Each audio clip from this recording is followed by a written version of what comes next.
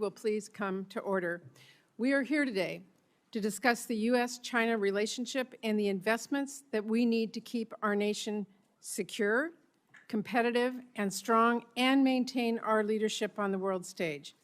And let me make clear from the outset, when we talk about competing against China and countering Chinese influence, we're talking about competing against its government, not the Chinese people or the millions of Chinese Americans who help make our country great. I'm glad to have Secretaries Austin, Blinken, and Raimondo here to discuss the all-of-government approach we need to meet this challenge. And as this is our first full committee hearing, I do want to thank Vice Chair Collins, as well as our chairs and ranking members, Tester, Coons, Shaheen, Graham, and Moran, for working with us on this topic that I know every one of our members cares about.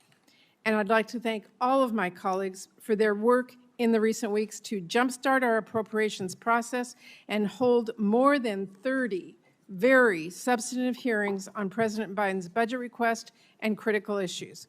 We have made important progress, but I hope we can keep things on track and mark up our bills soon.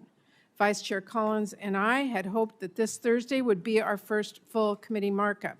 She and I are working very hard and will update all of our committee members on when we expect to have our first markup in the June work period.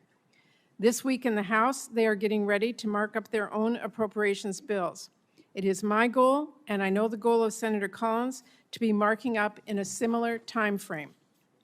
What every member in this room knows, too, is that the Senate must have its voice heard in this process. To that end, this committee has received critical input from nearly all 100 senators to inform our work as we craft our spending bills that meet our nation's needs. We owe it to our colleagues and our communities, and most of all, our constituents, to put forward the shared priorities of this chamber in a slate of bipartisan spending bills. And this hearing offers a valuable opportunity to go in depth on one of those shared priorities, making the investments that our nation needs to stay ahead of the Chinese government and other competitors who are doing everything they can to try and overtake America economically, militarily, and on the world stage. As I have said throughout our subcommittee hearings, keeping our country safe and competitive is not just about defense spending. Keeping our country safe means investing in diplomacy and development to counter political and economic coercion, to promote stability, to stand up to autocrats, to support our allies, and advance our global leadership instead of ceding ground to the governments of China and Russia.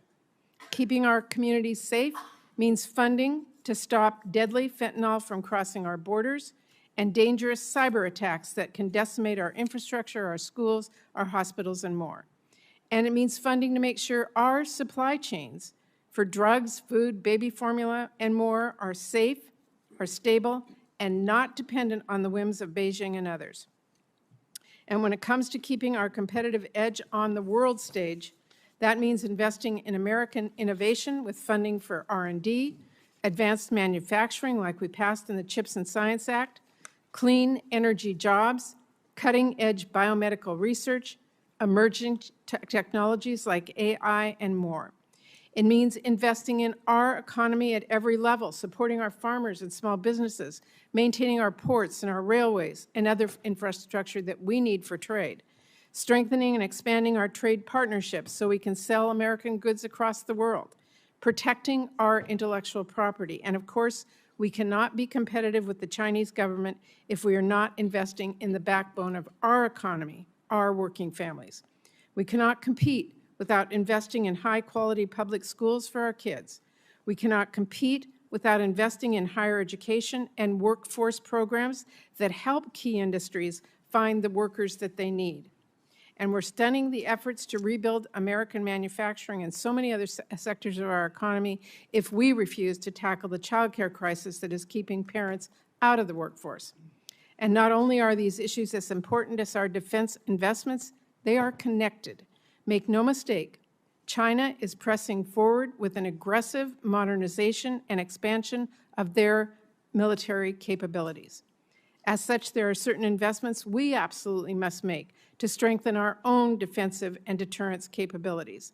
The President's budget requests the largest ever amount of funding for the Pacific Deterrence Initiative, and that is critical. We need to ensure the military has the resources it needs to stay ahead of China's military modernization, strengthen logistical preparedness, and expand cyber capabilities and more. However, as the Secretary of Defense has said repeatedly, keeping our nation safe requires a whole-of-government approach. After all, our weapons need chips. So making them ourselves and working with like-minded partners to secure our supply chains is a matter of national security. And this is key. We need to make sure we have a regular appropriations process so every department, including DOD, can plan for the year ahead. We cannot settle for CRs that freeze our progress, result in year-over-year funding cuts, and seriously impair every single one of our agencies' abilities to fulfill their missions and move our country forward.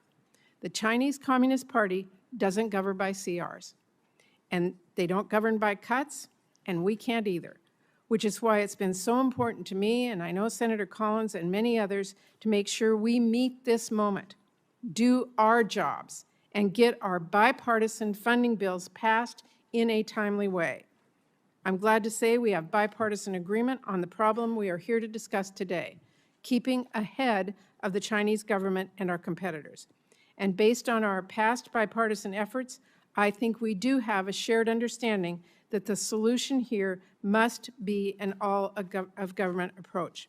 Just a few months ago, we passed an appropriations bill for this fiscal year that showed Congress can take this challenge seriously. Senators Shaheen and Moran worked together to increase funding for the National Science Foundation and fund the Tech Hubs program, building on our bipartisan CHIPS and Science Act to invest in R&D and innovation and building a strong STEM workforce.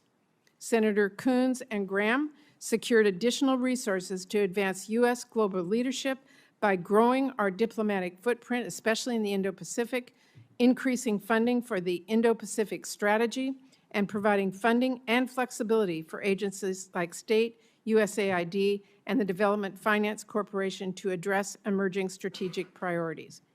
Senators Murphy and Capito made critical funding increases to improve detection and seizure of narcotics like fentanyl and related illicit contraband, and to dismantle and disrupt transnational criminal organizations. Senators Feinstein and Kennedy worked together to increase funding for the Office of Science and at the Department of Energy and fund our national labs so we can develop clean energy solutions and improve advanced manufacturing. Our funding bill and the bipartisan infrastructure law also included critical investments to support infrastructure improvements to ensure our ports can ship goods around the world. I think it's safe to say we showed just a few months ago there is bipartisan support for an across-the-board effort to counter the growing influence of China's Communist Party. But if we want to stay competitive, if we want to stay ahead, we have to stay the course and build on those investments, which is why I find the approach House Republicans have called for dangerous, suggesting massive funding cuts across the government at a pivotal moment. After years of bipartisan consensus for maintaining America's global leadership, that tactic will throw in the towel to our competitors and give the Chinese government our spot as the global superpower of the 21st century.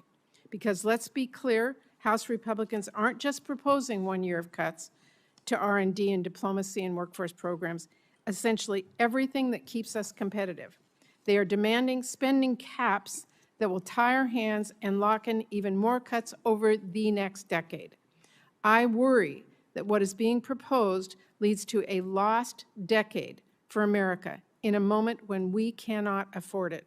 So let's be clear, China is not debating whether to pay its debts or wreck its economy.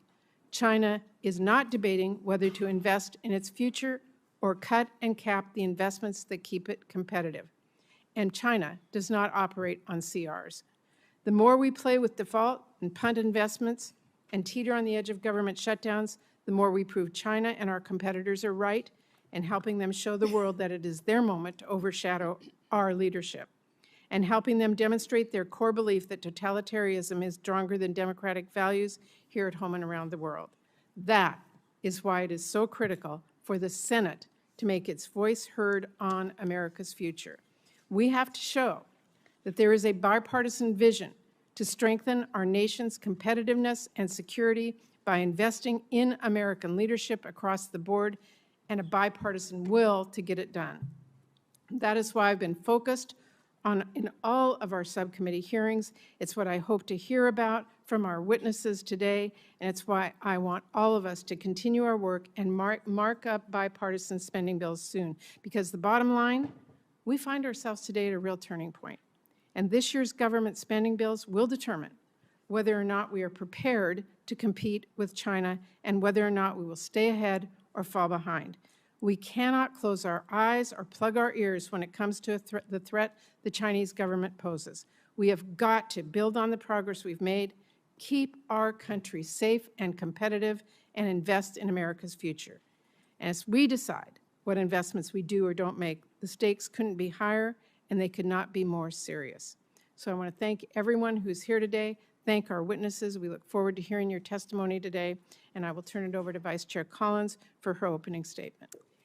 Chair Murray, thank you so much for holding this important hearing. Before I turn to my formal remarks, let me echo the chair's determination to keep proceeding with the appropriations process in a way that will avoid a late end of the year gigantic continuing resolution that continues to fund programs that do not need funding, that prevents new programs from starting, and that makes it impossible for agencies to plan. It also ends up costing the taxpayer more money. So I share the chair's determination to keep proceeding, and I look forward to beginning subcommittee markups in June. I would note that we have gotten off to a very fast start. Our subcommittees on both sides of the aisle have worked together to have a series of hearings that literally have held dozens of hearings on the president's budget request, and that's an essential start for this process. To our witnesses, I want to tell you that I'm very much looking forward to your testimony on how we can work together to strengthen U.S. security and competitiveness regarding China. America's competition with China is an increasing challenge, but it is not a new one. Overlay China's modern economic successes with its 3,500 years of history, and today the world faces an authoritarian government that seeks to regain its hegemonic past and dismantle the international order created by the United States and our allies following World War II. To be clear, China's vision is to be the world's military and economic powerhouse, and it is well on its way. Today, China has the world's largest navy, the world's largest army, and the world's largest economy by purchasing power parity. Competition with China occurs in every domain, from the United Nations to cyberspace to Africa. Our focus with regard to our military competition with China must remain on deterrence, which is defined by the strength of our readiness, capacity, and capabilities, and that of our allies and partners. We must ask ourselves if the Pentagon and Taiwan have the weapons, munitions, and manpower necessary to credibly deter China from using force to accomplish its objectives. As Secretary Austin knows from our hearing last week, I believe that the administration could do better in this regard. Secretary Blinken's challenge is getting our bilateral diplomatic relations with China on as stable a footing as possible. Given the inconsistent statements by the president on U.S. policy toward Taiwan, it would also be helpful if the secretary were to clarify today if there has been any change in the one China policy and the strategic ambiguity therein. America is only as strong abroad as we are at home, including the innovation and technology we can protect. I hope today that Secretary Raimondo will give us an update on efforts to prevent the theft of intellectual property, to bolster U.S. leadership in advanced technologies, and to impede China from exploiting American technologies to advance its military interests. Finally, as one Department of Homeland Security official recently testified, the fentanyl crisis begins and ends in China. Many precursor chemicals originate in China, and Chinese criminal organizations launder the drug cartel's money and source the pill pressers that facilitate the distribution of this deadly poison. Just last month, employees at a restaurant in Auburn, Maine, opened a crate expecting to find mugs that they had ordered. Instead, they found 14 kilograms of fentanyl. That is enough to kill 5 times the population of the entire state of Maine. Thankfully, the employees called local law enforcement who seized the fentanyl, undoubtedly saving many lives. Addressing the fentanyl crisis must be at the top of this administration's agenda with China.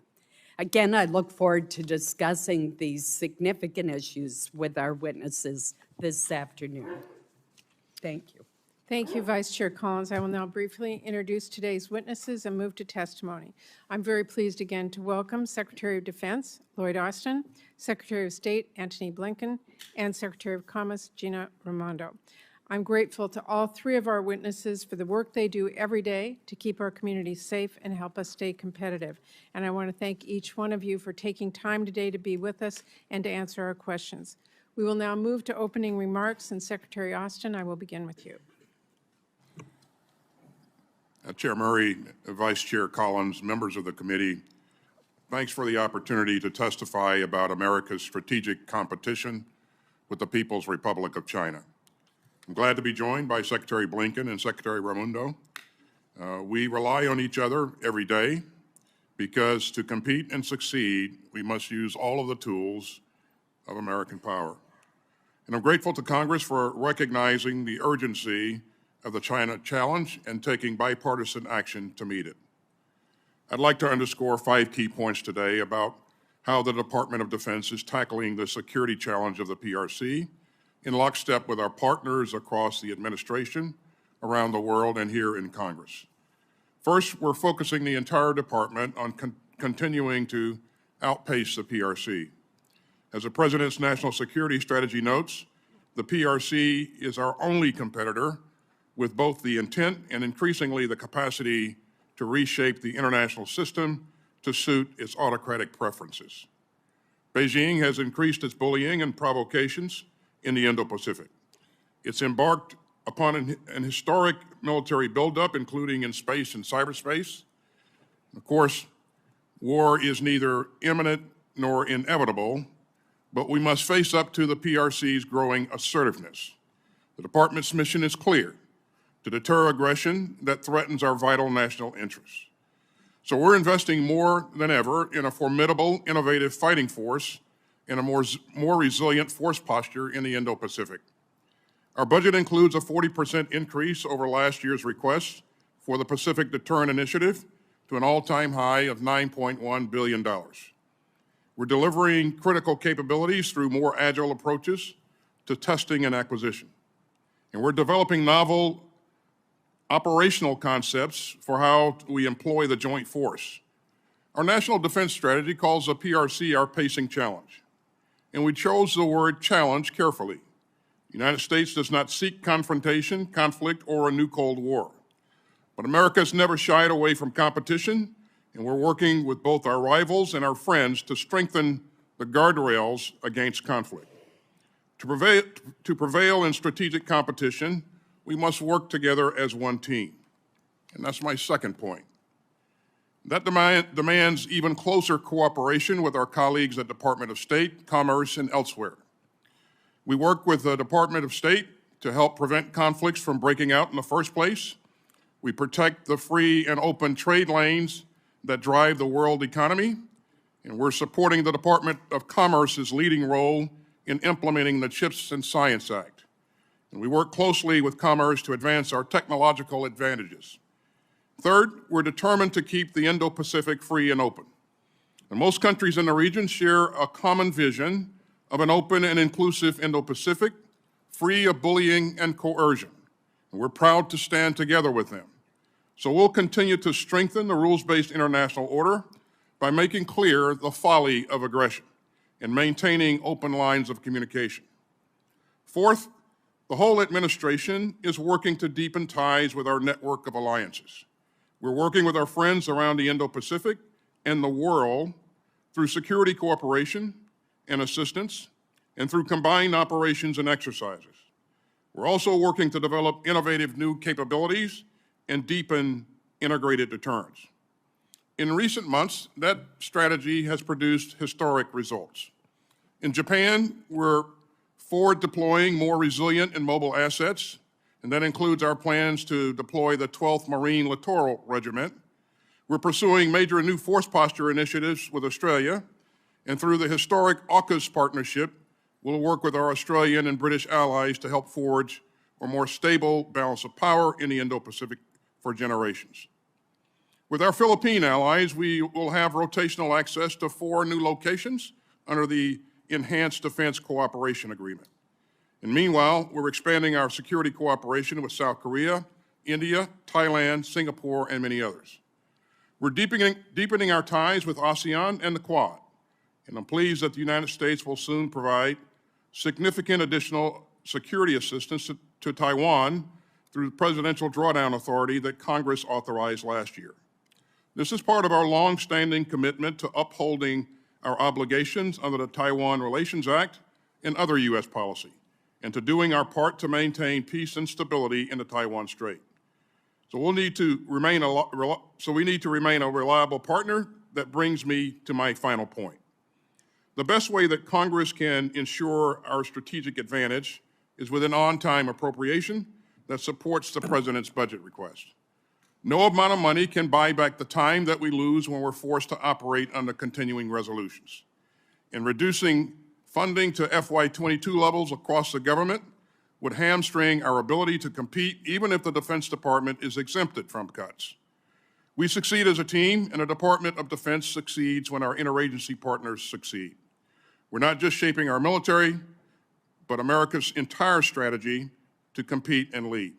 I look forward to working with all of you to continue that proud tradition of U.S. global leadership. Thank you, Madam Chair. Thank you, Secretary Austin. Secretary Blinken. Chair Murray, Vice Chair Collins, State and Foreign Ops Chair Coons, Ranking Member Graham, distinguished members of the Appropriations Committee. Thank you for this opportunity to testify before you today. Thank you for bringing us all together. I'm very pleased as well to be here with Secretary Austin, Secretary Raimondo. This administration is committed to leading a bipartisan, whole-of-government China strategy that advances U.S. interests and values and delivers for the American people. And to your point, Chair Murray, I think we do stand at an inflection point. The post-Cold War era is over. There is an intense competition underway to shape what comes next. China represents the most consequential geopolitical challenge that we face today, a country with the intent and increasingly the capability to challenge our vision for a free, open, secure, and prosperous international order. We cannot dictate Beijing's path. We cannot wait for China to change its trajectory, but we can put ourselves in a position of strength to compete intensely, to shape the broader strategic environment around China, and to advance our vision. We do not seek conflict with China or a new Cold War. We're not trying to contain China. And in fact, the United States continues to have a comprehensive trade and investment relationship with China, as do most of our allies and partners. We are, however, resolutely for de-risking and diversifying, not decoupling. That means investing in our own capacities and in a secure, resilient supply chain, pushing for a level playing field for our workers and companies, defending against harmful trade practices, and ensuring that the United States and allied technology is not used against us. We're also committed to working with allies and partners to advance a free and open Indo-Pacific, one that is at peace and grounded in respect for a rules-based international order. When we talk about free and open, what we mean is this. We mean countries being free to choose their own path and their own partners, and that problems will be dealt with openly, not coercively. Rules will be reached transparently and applied fairly. Goods, ideas, and people will flow lawfully and freely across the land, the seas, the skies, and cyberspace. The world is watching how we and Beijing manage this relationship, and it's in our best strategic interest to do so responsibly, in a way that promotes security and prosperity and delivers solutions on shared challenges that matter to the American people and to people around the world. Last year, I had an opportunity to set out the administration's comprehensive PRC strategy to invest, align, and compete. We have made historic investments here at home, including the Bipartisan Infrastructure Law, the CHIPS and Science Act, the Inflation Reduction Act, to strengthen our ability to compete.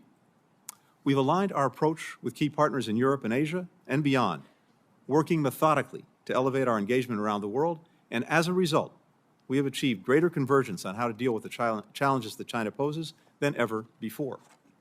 As we compete, we will work to maintain open lines of communication at all levels with the PRC to avoid miscalculation, to prevent competition from veering into conflict. Senior-level engagements over the past few weeks demonstrate that commitment.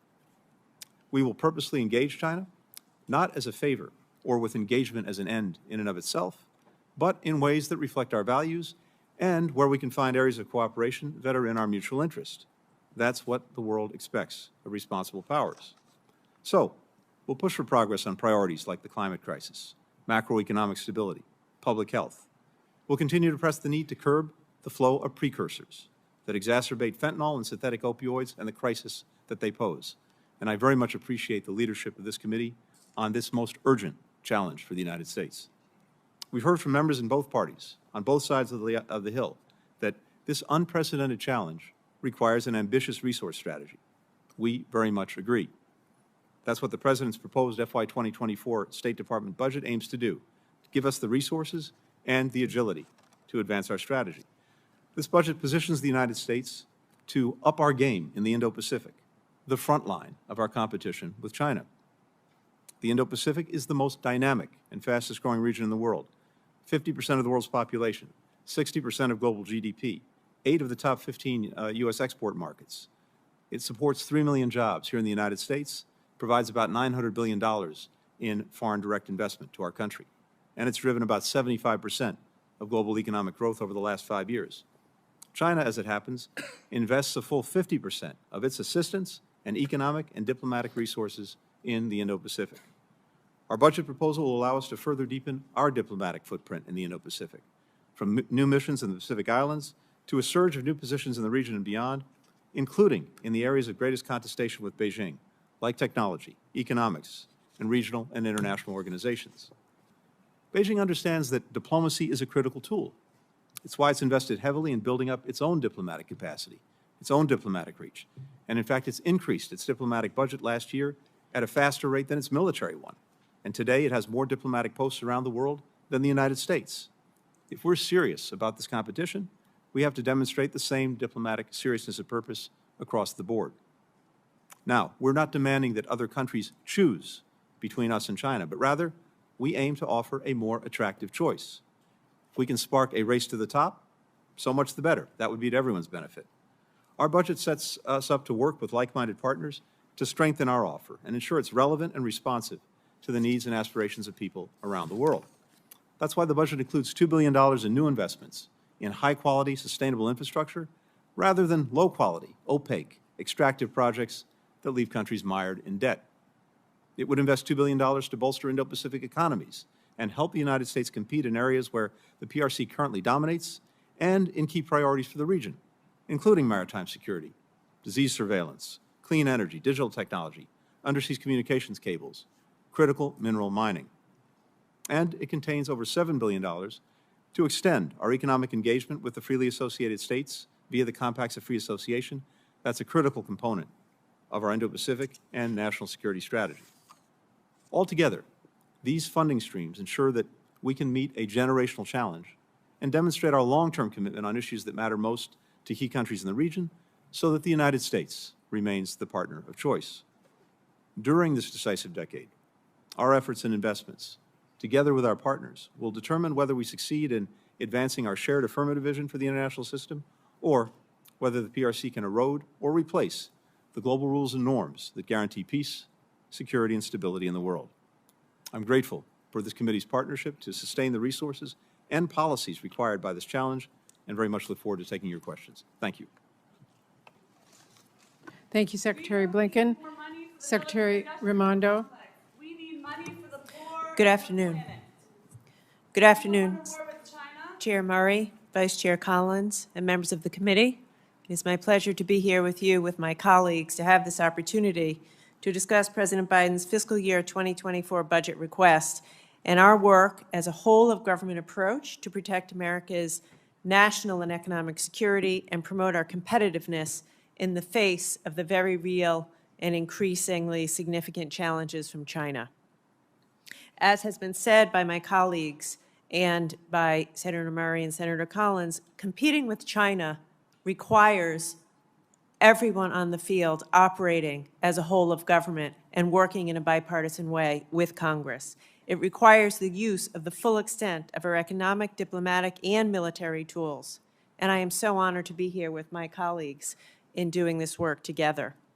And I look forward to working with you on a bipartisan basis with the Senate as you develop additional legislation building on the CHIPS and Science Act to ensure that we can compete and secure our economic future. The Commerce Department, in partnership with you, is leading the way on a bold domestic agenda, bringing advanced manufacturing and critical industries back to the United States.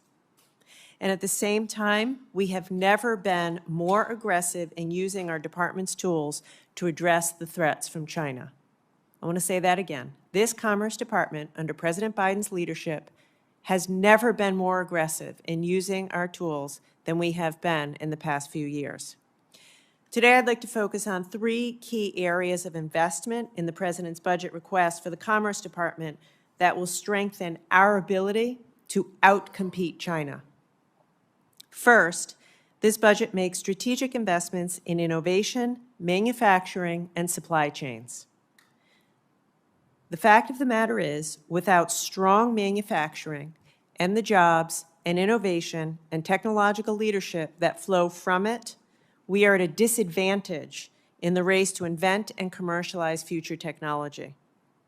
The numbers are in my written statement, but the budget supports funding for the National Institute of Standards and Technology, including the Manufacturing Extension Partnership and the International Trade Administration, which will improve American manufacturing capabilities, strengthen our supply chains, and improve our export capacity.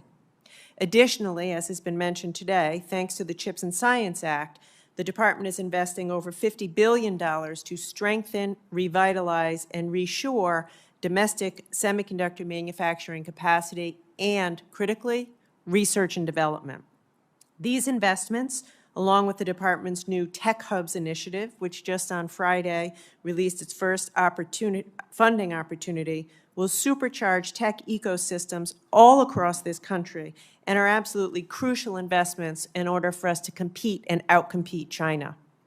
Second, the budget includes funding for the Bureau of Industry and Security to continue activities that strengthen U.S. national security, foreign policy, and our economy. Through our strategic use of export controls, including unprecedented restrictions imposed last October on China's access to advanced computing chips and semiconductor manufacturing equipment, BIS is preventing the use of U.S. technologies that enable China's military modernization, their human rights abuses, and other activities that are contrary to the United States national security and foreign policy interests. Currently, there are over 2,400 entities on the entity list that face restrictions on export controls. China and Russia represent the top two. When we find conduct prohibited by our export controls, we take action. And I'm very proud to say that last month, the Commerce Department announced a $300 million civil penalty, the largest ever administrative penalty imposed against an American company for selling hard disk drives to Huawei without a license. Third and finally, the budget enables us to partner with our allies to advance our shared values and shape the strategic environment in which China operates, as Secretary Blinken just said. The budget includes funding for ITA to ensure that U.S. businesses and commercial interests have a robust advocate on foreign trade and market access barriers. This funding will help us counter China's economic coercion and enhance U.S. export competitiveness worldwide. The budget calls for increased funding for U.S. economic engagement in the Indo-Pacific. So this budget request is absolutely critical to our economic and national security. And without this funding, or with substantially reduced funding, make no mistake about it, we're putting both at risk. As has been said by Chair Murray, China is doubling down on its competition with the U.S. and investments, and we cannot afford to slow down now. So I look forward to the discussion we're having today, and I thank you for your time and your effort in this effort. Thank you very much, Secretary Raimondo. We will now begin a round of 5-minute questions of our witnesses, and I do ask my colleagues to keep track of your time and stay within those 5 minutes. Each of you has testified about the importance of the investments the President's budget proposal makes in your agencies. I want to drill down for a minute and make clear to this committee what the stakes really are. If we do not pass bipartisan spending bills, if we end up flatlining spending and not making any policy decisions this year under a continuing resolution, or if we cut non-defense spending back by billions, what can you say in this open setting about the worst impacts and how far it will set us back in our ability to stay competitive with countries like China? And Secretary Austin, I will begin with you. Thank you, Chair Murray. As I said before, no amount of money can make up for lost time. And as you said, Chair Murray, PRC is not waiting. Our budget reflects our strategy. We went to great pains to make sure that we linked our budget request to the strategy. And so without a budget, it's difficult to execute the strategy as designed. We can't execute new starts, severe impacts to procurement, and it will affect readiness and our ability to build out our infrastructure as well. Specifically, what that means, it takes shipbuilding, for example. We could expect a $9.7 billion or so impact to shipbuilding. Our production rate increases. We won't be able to accomplish those. We won't be able to award the second a contract for the second Columbia-class submarine. We won't be able to start the production on the Virginia-class submarines. It will delay our ability to get the critical munitions that we need for ourselves and also to support our allies and partners as well. Munitions like Gimlers, Tomahawks, and AMRAAMs and Mark 48 torpedoes, just to name a few things, Chair. And again, the list is pretty extensive. Thank you. Secretary Blinken?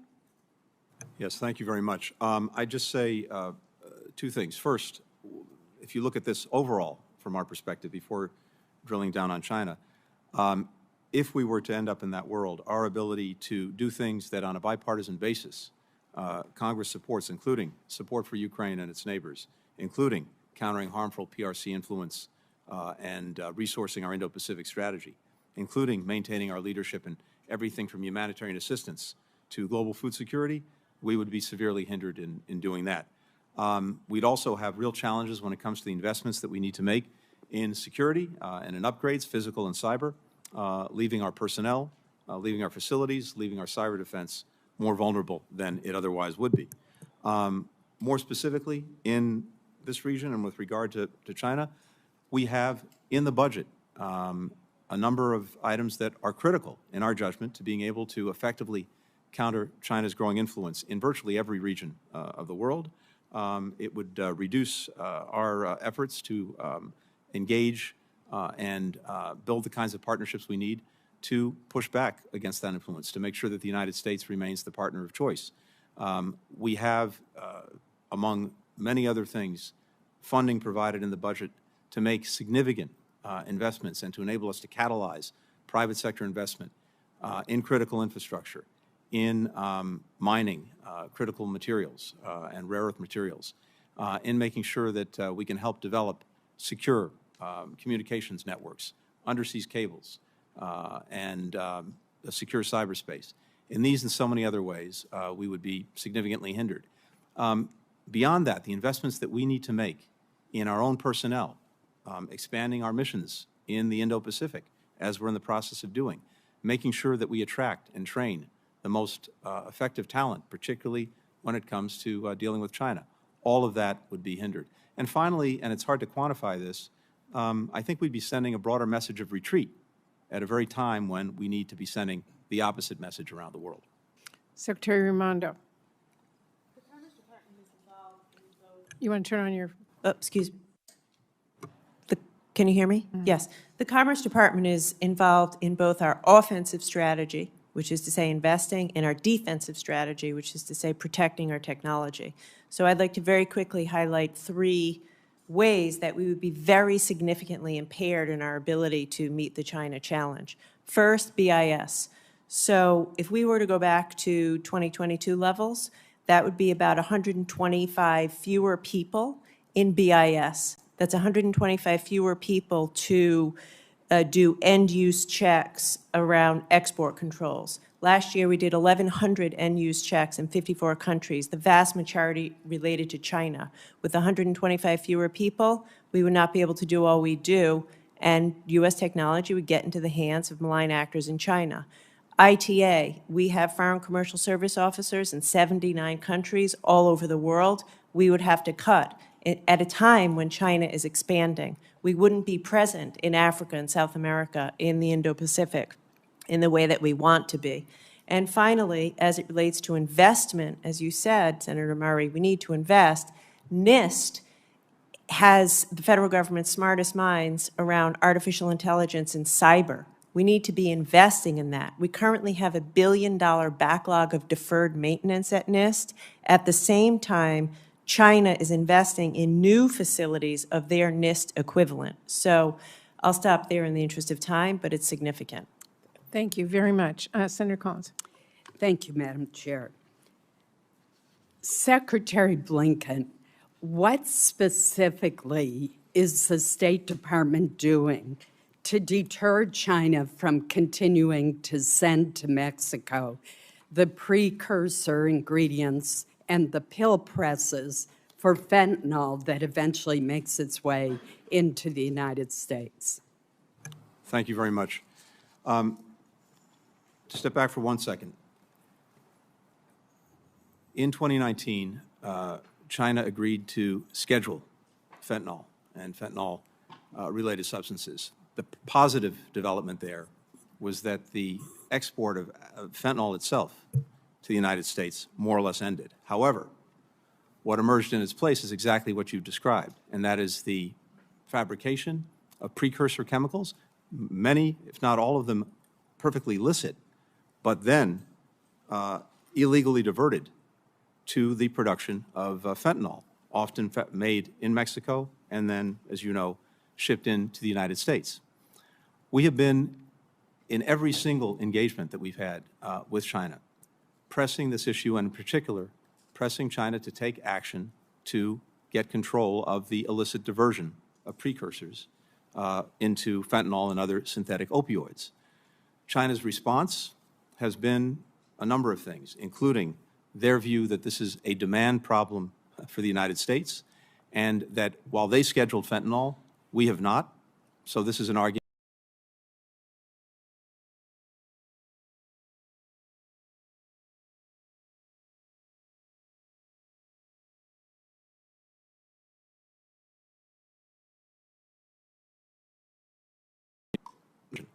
In the absence of that, we've sanctioned Chinese individuals and Chinese entities that we have found taking part in this diversion. At the same time, we're building an international coalition of countries on fentanyl and on synthetic opioids to make this a global challenge. And here's why, and here's how this will affect China. What we're seeing, because our market has tragically become saturated, we are seeing criminal enterprises push to make new markets in other parts of the world, in Europe and in Asia. As a result, the demand signal on China to take effective action, I am convinced, is going to grow, and not just from us, from other parts of the world. China is going to have to decide whether it wants to be responsive to that demand signal or whether it's going to continue to allow, one way or another, the diversion of these chemicals. We will continue to take resolute action wherever we find those who are engaged in the diversion. And at the same time, we would be better off if we could secure genuine cooperation from China in helping us to deal with this problem. Do we have that now? We do not have that now. Correct. I mean, China's not only providing the precursor chemicals, it's now providing the pill presses that are used by the cartels. And the only thing I'd add, Chair, is that this, of course, is and has to be a comprehensive effort, starting with the actions that we're taking at home, moving to the work that we're doing on our border, then to the work that we're doing with Mexico, which is absolutely vital, and then the broader international community, to include, of course, China. Secretary Austin, last year Congress authorized up to $1 billion to send existing DoD weapons to Taiwan, consistent with the Taiwan Relations Act. You've testified that the administration intends to exercise this authority, and there were press reports just last week that the administration was contemplating a $500 million package for Taiwan. Will the administration be requesting the necessary funding to backfill any U.S. weapons and munitions that are provided to Taiwan, as we have done with Ukraine, so that there is no net loss to the U.S. military capability as a result of the package under consideration by the administration? Thanks, Vice Chair. First of all, let me thank Congress for what you've done to provide us with the authority to effect presidential drawdown. That's critical in our efforts to provide Taiwan what it needs for its self-defense going forward. And you are correct. We are working on that initiative, and we hope to have an action forthcoming here in the near term. We will absolutely need to have the appropriations to replace those things which we provide. And so, Vice Chair, we won't hesitate to come forward and ask for what we need to make sure that we maintain our stocks. Thank you. Senator Shaheen. Thank you, Madam Chair, and thank you to each of you for being here. I have brought along with me two maps that I know are you have seen before, Secretary Austin, because they're done by the Department of Defense. And I brought them because I think it shows very clearly the challenge that we have. These are of China's influence in Latin America and in Africa. And if you look at the maroon color in Latin America, Central and South America, everything that's in maroon, all of those countries are members of the Belt and Road Initiative. 21 of 31 countries in Central and South America, members of the Belt and Road Initiative. In Africa, it also shows the challenge that we have. Now, Secretary Blinken, you said in your opening remarks that the PRC, People's Republic of China, has more diplomatic posts around the world than we do. we can't effectively compete if we don't have qualified, confirmed ambassadors in place. And that's important not just for each country, but also for the multilateral bodies where China is busy building support, while in many cases we don't have anyone serving. So I appreciate that the Biden administration has accelerated the announcement of key nominations in recent weeks, but we're still waiting on the appointment of a special envoy to Belarus at a time when Lukashenko is making visits to China. The administration hasn't nominated an ambassador to Haiti or the Dominican Republic, and it only just appointed Ambassador Markell to serve in Italy, which of course is welcome news, but it's taken over 2 years to get there. I recognize that the holdup here is largely in the Senate. I call on my colleagues, particularly those people who are holding en masse ambassadorial nominations, from coming to the floor.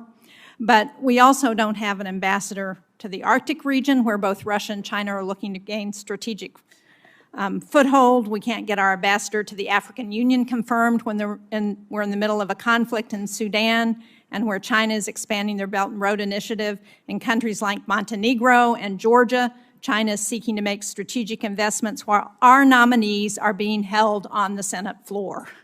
So can you, Secretary Blinken, speak to how many ambassadorships are currently open and pending before the Senate, and then whether there are specific important ambassadorships that we should be taking up as soon as possible because we have strategic interests at stake? Senator, I thank you for raising that. As I mentioned, China now has a handful more diplomatic posts around the world than we do. We have 173 missions. They have roughly 180. Each one of theirs has a fully accredited ambassador. We currently have 14 nominees on the floor, pending confirmation, many of whom have been in this process for a year or more.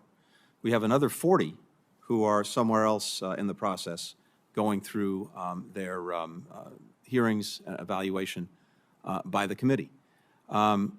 So we're acting at a deficit, at a disadvantage. China is able not only to be present in more places, but it's got fully accredited ambassadors in each of them. And that makes a difference. As good as our chargés are, as good as our DCMs are, and they're terrific, it's simply not the same thing. What happens, and I've seen this time and again, is that a foreign leader, head of government, head of state, will engage with one of our Senate-confirmed ambassadors, but may be more reluctant to engage with someone who is there filling in until an accredited ambassador could get there. That leaves a vacuum. And guess who fills the vacuum? Increasingly, it's China. So we're penalizing ourselves if we're not getting our full team on the field as quickly as possible. It's simply not a serious way to compete. And what would you say to those people who say, I'm very concerned about the PRC as a part of our great power competition as we're looking at the challenges that we face, but I'm not willing to vote for the ambassadors who are going to be there in countries to help us with this fight?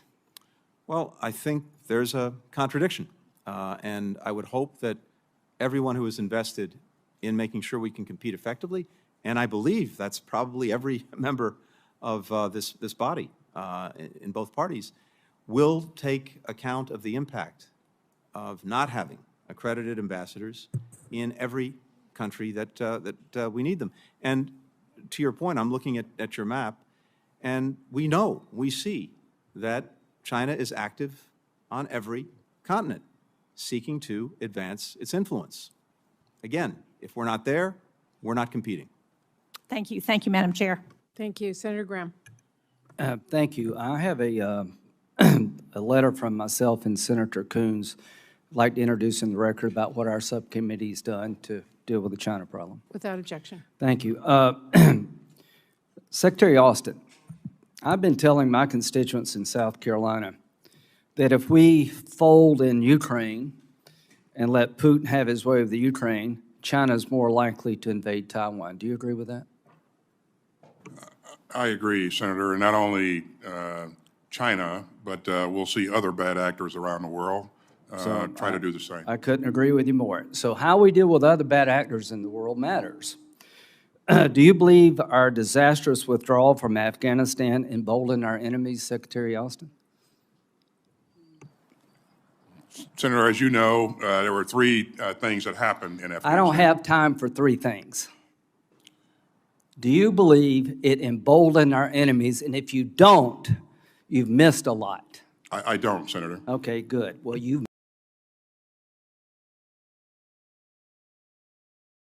months ago that China was on the verge of supplying lethal aid to Russia. Was that accurate when you said it? It was, Senator. Okay. We all agree we want China not to help Russia, right? Here's an idea. 100 U.S. senators recommended to you that we declare Russia a state sponsor of terrorism to deter people like China from giving them weapons. Here we are, months later, and nothing's happened. And, Ms. Secretary, I like you a lot, but you're never going to designate Russia a state sponsor of terrorism, are you? Never say never.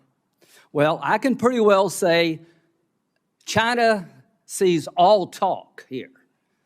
If you're really worried about China giving weapons to Russia, instead of picking up the phone and calling the Chinese, please don't do that, why don't you get 100 U.S. senators to pass a law telling China, if you give them one bullet, we're going to sanction the hell out of you. Senator, could I just add to that, if I may? Yes, please, very quickly. I think China has taken account of the... So do you think they've been deterred?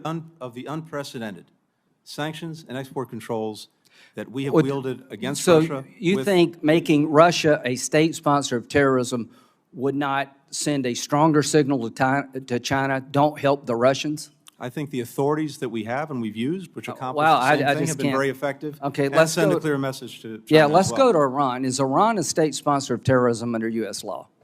Madam Secretary. Sorry. Yes, I believe it is. Okay, they're sanctioned to the hilt, right? Yes. Okay, do you realize that Iran's oil revenue went up 20% last month?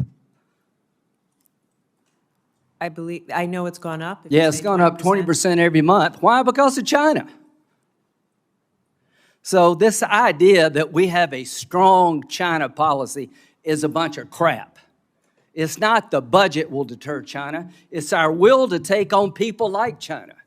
So I think we're in a real world of hurt. Let's talk about the Navy. You know, the chairman criticized the House budget proposal. I, quite frankly, understand some of your concerns.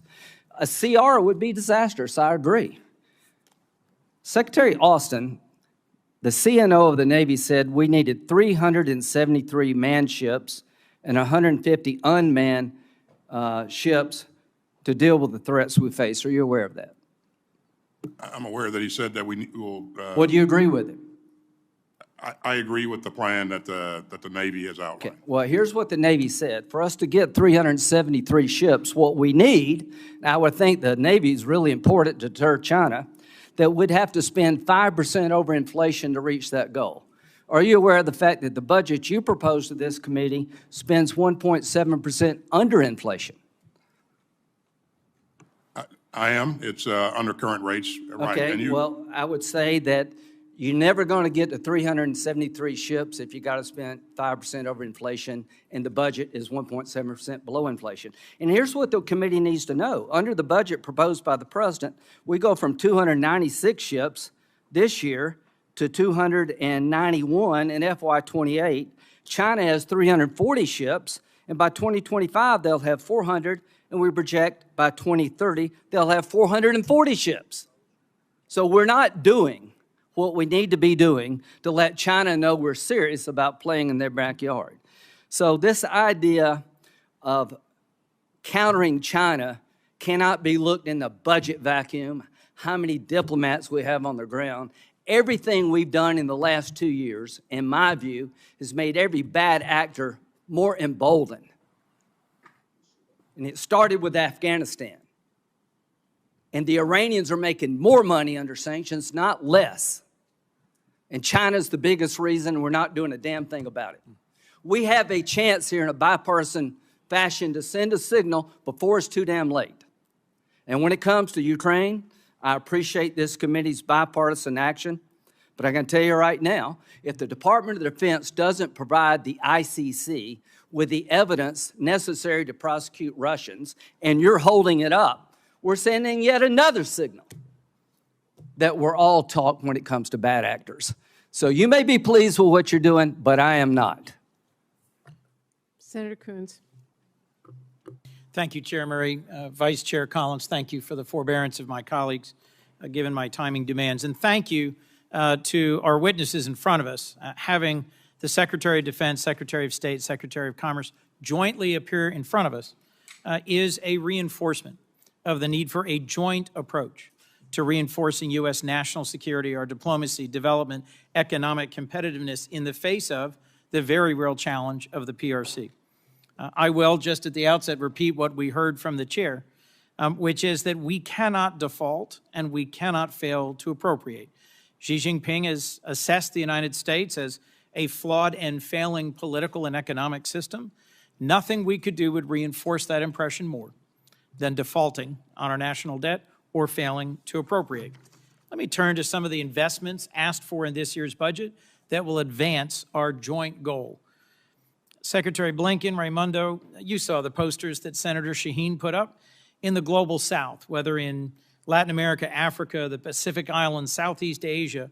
We see that the global South is increasingly aligning with Chinese economic and foreign policy, not because they fail to appreciate the risks of debt-burdened diplomacy, not because they perceive China's alternative governance model as better, but because they say over and over, the absence of an American presence. We have to show up. It is a challenge of presence and engagement, strategic communication, providing credible alternatives, particularly regarding economic investment. You're both on the board of the Development Finance Corporation. It's a critical new resource to compete with the Belt and Road Initiative, and it's investing billions in development projects with key partners around the globe. Speak, if you would, to what authorities and resources does the DFC need to maximize its impact to meet this moment, and what else are you proposing in this budget to address these critical challenges of engagement to push back on China's investment globally? Secretary Blinken, if you would.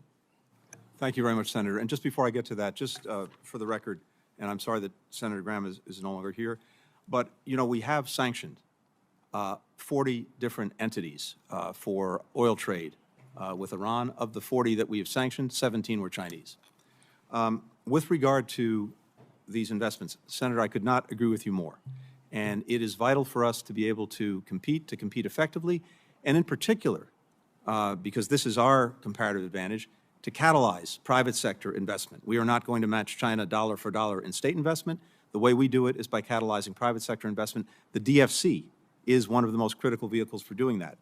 What we've proposed in the budget is a mandatory allocation for the DFC, in addition to its regular budget, that would allow us to create, in effect, a new revolving fund that would boost equity investments in viable development to leverage private capital and also to counter some of the predatory lending that we see coming from China. This would, in a number of ways, support the very kinds of projects that both people want and need, and that advance our position strategically. Mineral mining and reprocessing, wireless networks, undersea cables, ports, roads, rails, medical manufacturing, different parts of the world, water and sanitation. I'll give you just one example quickly of something that's already in train. In FY22, we have a DFC investment of just $30 million that is allowing us to produce critical minerals mining, a platform to support nickel and cobalt mining in Brazil, something that is essential to the technology of the century. In addition, airport in Sierra Leone, an African investment fund for digital infrastructure. It's a long way of saying we need to make sure that the DFC is well capitalized, that it also has the flexibilities, particularly to make equity investments. This is what our partners are most looking for. Thank you, Mr. Secretary. Secretary Raimondo. Yes, thank you, Senator. And thank you for your leadership as it relates to the DFC. I agree with everything that Secretary Blinken has said. Our ability to counter China requires us to show up. It requires us to show up in embassies, and it requires us to show up on the ground with money. And that includes U.S. private capital. And so the DFC, I would argue, plays a more important role now and in the years to come than it ever has. it is, as the Secretary said, critical minerals, but it's also basic infrastructure. Basic investments in infrastructure, roads and bridges, clean energy, clean infrastructure. And the DFC can provide concessionary finance, for example, to draw forward a great deal of U.S. private capital. I can tell you this, in all of my travels, and I will be going this summer to Africa, in all of my travels, the United States is the source of choice over China. And the DFC, working with us, will help us to show up with the capital that's so sorely needed. Thank you both. Senator Moran. Senator Collins, thank you. Secretaries, thank you for being here. Let me start with Secretary Raimondo. Welcome back. You and I have had a chance to see some aviation and aerospace activities in our country. The RAND Corporation recently testified that for each 3 of the aviation categories, military, commercial, and general, the United States is ahead of China and competitive with or better than the rest of the world. However, and I quote, China continues to close the gap with the United States. Secretary Raimondo, aviation and aerospace plays a critical role in both our economic and national security. In light of the China continuing closing the gap, their advances in this field, and the Chinese Communist Party's explicit intention to challenge U.S. dominance, what can policymakers do to ensure the U.S. remains a global leader in aviation, aerospace, and the innovation that is associated with both? Thank you, Senator, for your question. There are a number of things we can do, but one thing in particular that I will point to at the Department of Commerce that we are doing is investing in tech hubs. There are regions all around the country that have expertise in aviation skills, R&D, talent, et cetera, not necessarily in New York City and San Francisco. And so by investing in tech hubs all across America and identifying areas of excellence, including in aerospace and aviation, making those investments which draw together the public sector and the private sector and research universities, that is the way we stay ahead. That is the way we stay ahead of China, investing in R&D, investing in every nook and cranny of this country to tap into the full extent of our innovation and talent, and investing in our workforce. Thank you, Secretary. Secretary Austin, anything you would add in regard to the value of technology and capabilities in aerospace and aviation generally as a manufacturing component, as a research component of our country? What does it mean to our national defense? First of all, I absolutely agree with the Secretary, and that's why you see us asking to invest some $146 billion in RDT&E. It's the largest request for research and development that we've ever made. And you also see us continuing to invest in our air forces. We're asking for some $60 billion plus to make sure that we maintain a dominant Air Force. And if you look at things that we're doing with respect to making sure that we maintain that edge, I think the Raider that we unveiled, B-21 Raider that we unveiled in December is clear evidence of our focus on making sure that we remain out front and we go after the capabilities that are necessary to support our warfighting concepts. So we will continue to do that. I think we're investing in the right thing, and we appreciate Congress's support. Secretary Blinken, during your Appropriations Subcommittee hearing, I asked you about trade and particularly the updated TPP agreement that we are not a part of. And I would highlight this as well for Secretary Raimondo. Your answer, I don't mean that you were cavalier in your answer, but your answer was in part, TPP was a good agreement, but we've moved on since then. The world has changed. And I took those words and researched what many countries are saying. In fact, they're asking us to engage in this trade agreement.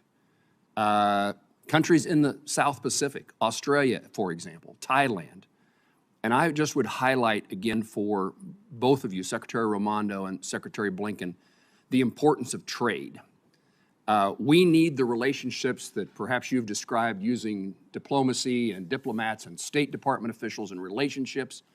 But in my view, one of the pillars that's missing in this administration's efforts to connect the rest of the world and the United States together is trade agreements in which we are not negotiating and not pursuing. And I think it's a mistake for our country's economy, and I think it's a mistake for our country's national security. The rest of the world needs to see economic benefits by being aligned, and I can tell you China does an excellent job of demonstrating, at least up front, temporarily, what an ally and supporter they are of other countries' economies. Senator, I very much appreciate your perspective on this. Let me just say very quickly two things. First, some of the investments that we're talking about and the vehicles for those investments financed in the President's budget are actually critical to delivering what people are looking for and need in country after country around the world, and doing it in a way, as I said, that's a race to the top, not the race to the bottom that we sometimes see with investment coming from China. Second, we are very focused on putting in place and implementing the Indo-Pacific Economic Framework, or IPEF. We have 14 countries that have signed on to do that. It includes trade facilitation, particularly with regard to digital trade. It includes supply chain diversification and resilience. It includes work on a clean economy that many of these countries are looking for, including the financing, the development of such an economy, and it includes a pillar on combating corruption and other things that corrode the efforts to actually make trade investment work. We found great enthusiasm for that among the countries that have signed on. As I said, there are now 14, and we are working overtime to actually put that on the rails and make it work. Mr. Secretary, China has requested to engage in that, to enter that agreement, and Great Britain has entered as well. Other countries are finding the value that I wish we would see. Thank you. Senator Tester. Thank you, Senator Collins, and I want to thank all three of you for being here today. We have heard and we know some of the things that China's doing, what they're doing with their military, they're doing with money manipulation, what they're doing with the precursors of fentanyl, with cyber attacks, harmful trade policies, opposition to a free and open Pacific. Senator Shaheen talked about their Belt and Roads Initiative, what they've done worldwide with rare earth, and what they're doing with technology theft. On the other side of the equation, we've got the United States of America, the greatest country on earth. Didn't happen by accident because we had folks who came before us that made good decisions. Unfortunately, we're not in that boat. The folks here in Congress, I think, have forgot what our mission is. We're dealing with a debt ceiling on money that we've already spent, which will cause us to go in default, which will cause us to go into a depression if not remedied. Folk will lose retirement. We could even lose our reserve currency. We're dealing with an individual who's holding all our flag officers in the military. I don't have to talk to Secretary Austin about how negative that is. Senator Shaheen talked about the ambassadors that have been held on the floor, and we've got a situation where we're probably on the cusp of going to a CR, which I know the chairman and ranking member of this committee despise, as do I, but if we don't get our act together, that's exactly where we're headed. That doesn't make us stronger. That makes China stronger. And it's not on any of you three that are sitting there. It's on the United States Congress. And so we need to wake up because this is a real threat. Secretary Austin, I want to ask you about weapons modernization. And how does our weapon modernization compare to China's efforts with weapon modernization? Thanks, Senator. First of all, let me tell you that I truly maintain and believe that we have the competitive edge, and we're going to work to maintain that competitive edge going forward. And so that's why you see us looking to invest not only in research and development, but also $60 billion to maintain the Air Force that we believe we need, another $48 billion to invest in maintaining the world's greatest Navy. And I'll bet on our Navy versus any other Navy any day of the week. And also $11 billion to invest in long-range fires, and that includes hypersonics. So we're pushing hard to make sure that, that we're going after the right capabilities that will help us maintain the edge in the future, now and in the future. And that's why we're asking you for the budget that we're asking for. Are there any areas that you would talk about in this type of a session where you would say we're behind from a technology standpoint? Modernization standpoint? I would like to have a conversation in a secure Very good. Thank you. Thank you for that. Look, I've heard directly from folks in Montana about the impression that Chinese is buying or buying land in our great state. We've seen some reports out of North Dakota. And I think it's not only about food security, it's actually more even about than that. It's national security, and both are pretty damn important. Look, I know this isn't an easy nut to crack. I think there's 30 bills out there on deals with foreign ownership of land, China, Russia, Iran, North Korea. I guess the general question is, are you guys in any of your capacities, and if it's not within your bailiwick, that's fine, seeing any evidence that Chinese are buying land? And are they doing it themselves through Chinese companies, or are they potentially doing it through shell companies? I'll start with you, Secretary Blinken. So, Senator, to put this in perspective, and again, not my area of expertise, but based on the facts as I believe them to be, I think about 3% of our farmland is foreign-owned. And of that 3%, a very small percentage is owned by Chinese individuals or Chinese entities, which doesn't mean there's not an issue, because depending, for example, on where that farmland happens to be situated, there may be an issue, but I wanted to put it in perspective. And we're well aware of a number of bills, both federal and state, that would place restrictions of one kind or another on foreign ownership, to include Chinese ownership of agricultural land. The Committee on Foreign Investment, CFIUS, Yes. looks, as you know, at anything that might involve a strategic investment that could pose a threat to our security. Yep. I leave that to them. That's in the province of the Treasury Department. Needless to say, we look very carefully at any investment from anywhere, but notably from China, that could pose a threat in one way or another to our security. I am out of time. Either one of you could respond to this in writing, or unless you've got a real quick response. I would just say this, that there are a number of bills out there, and I think you're spot on. It's not quantity, it's quality. And if it's the wrong site, we're in trouble. Thank you all very much. Thank you. Senator Capito. Thank you, Madam Chair and Vice Chair. And thank you all for being here with us today in your service. Secretary Blinken, I heard your response to Senator Collins' question on fentanyl. I come from the state that has the largest amount of overdose deaths per capita than any other state in the union, and a lot of this is directly attributable to fentanyl. What I heard in your answer was highly insufficient, because I don't have the impression that we're pressing hard enough. I don't know. We were in Mexico about a month ago, talking to the president there to try to help with that. You said things going on the border. We all know that this drug is flowing across our southern border. Can you give me a better answer here and give us some hope that we can really clamp down on this illicit killer of a drug? Thank you very much, Senator. And first of all, let me be very clear that I could not agree with you more on the imperative of this challenge. As you know very well, this is the #1 killer of Americans aged 18 to 49. Right.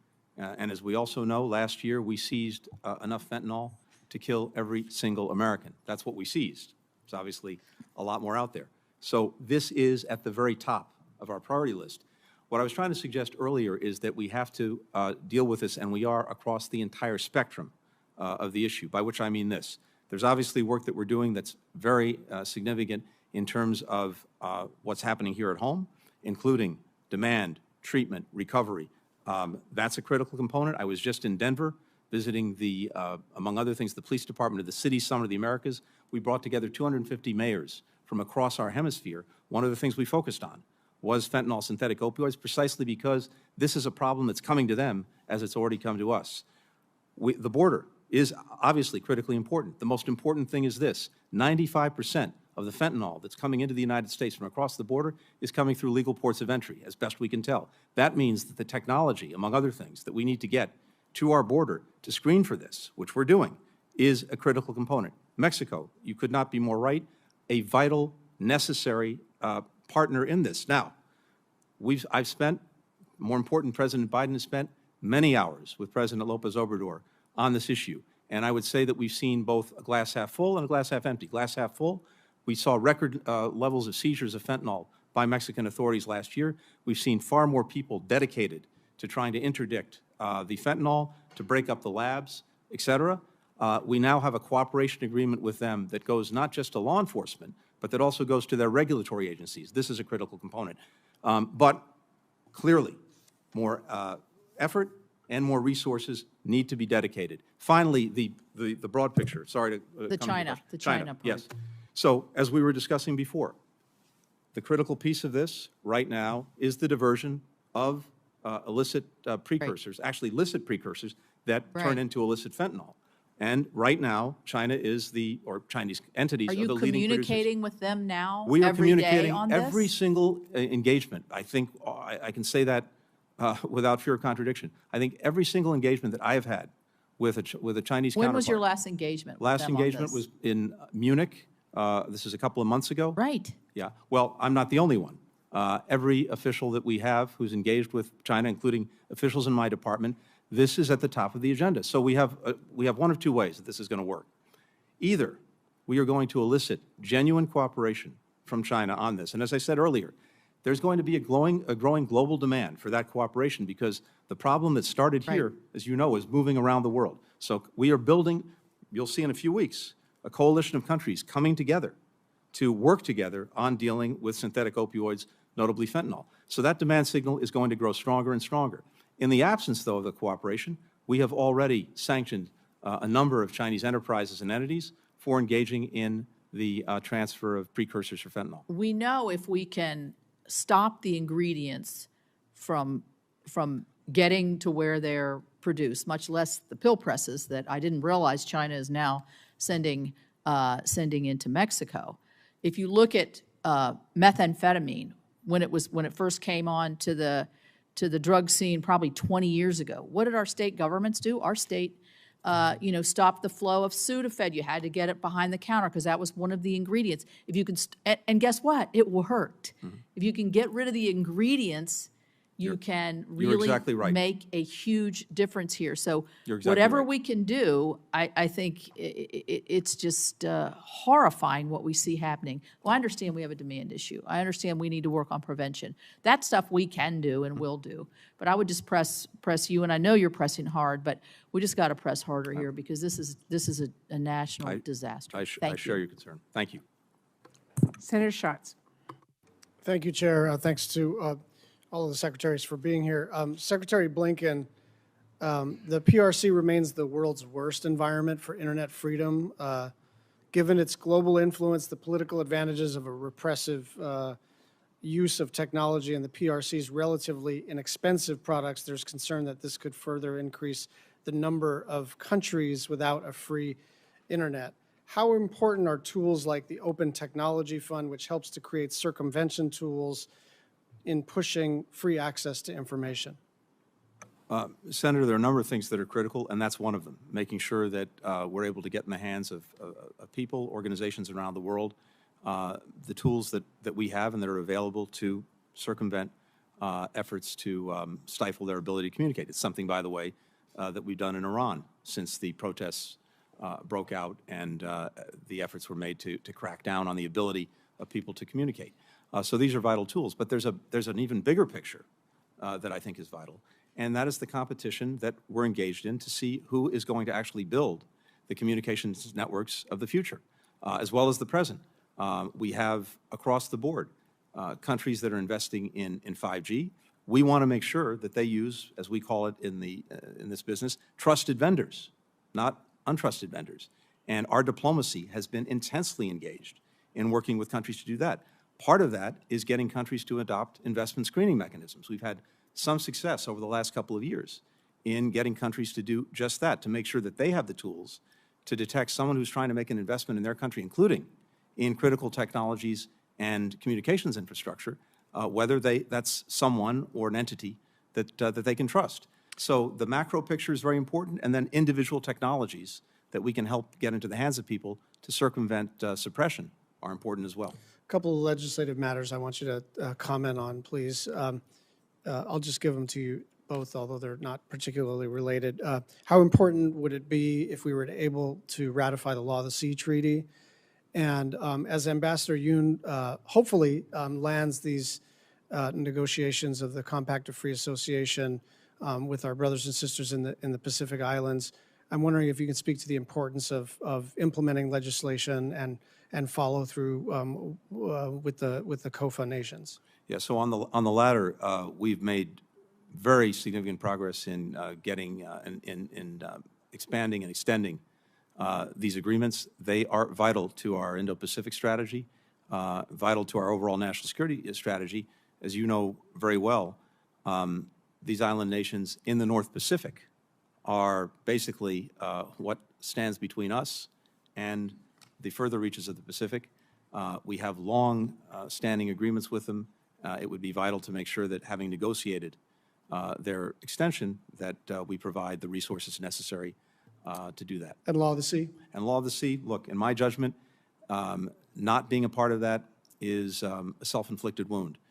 We see again and again, country after country in Southeast Asia, pointing to the law of the sea to assert their maritime rights, as opposed to the rights that China is asserting that bear no relationship to the law.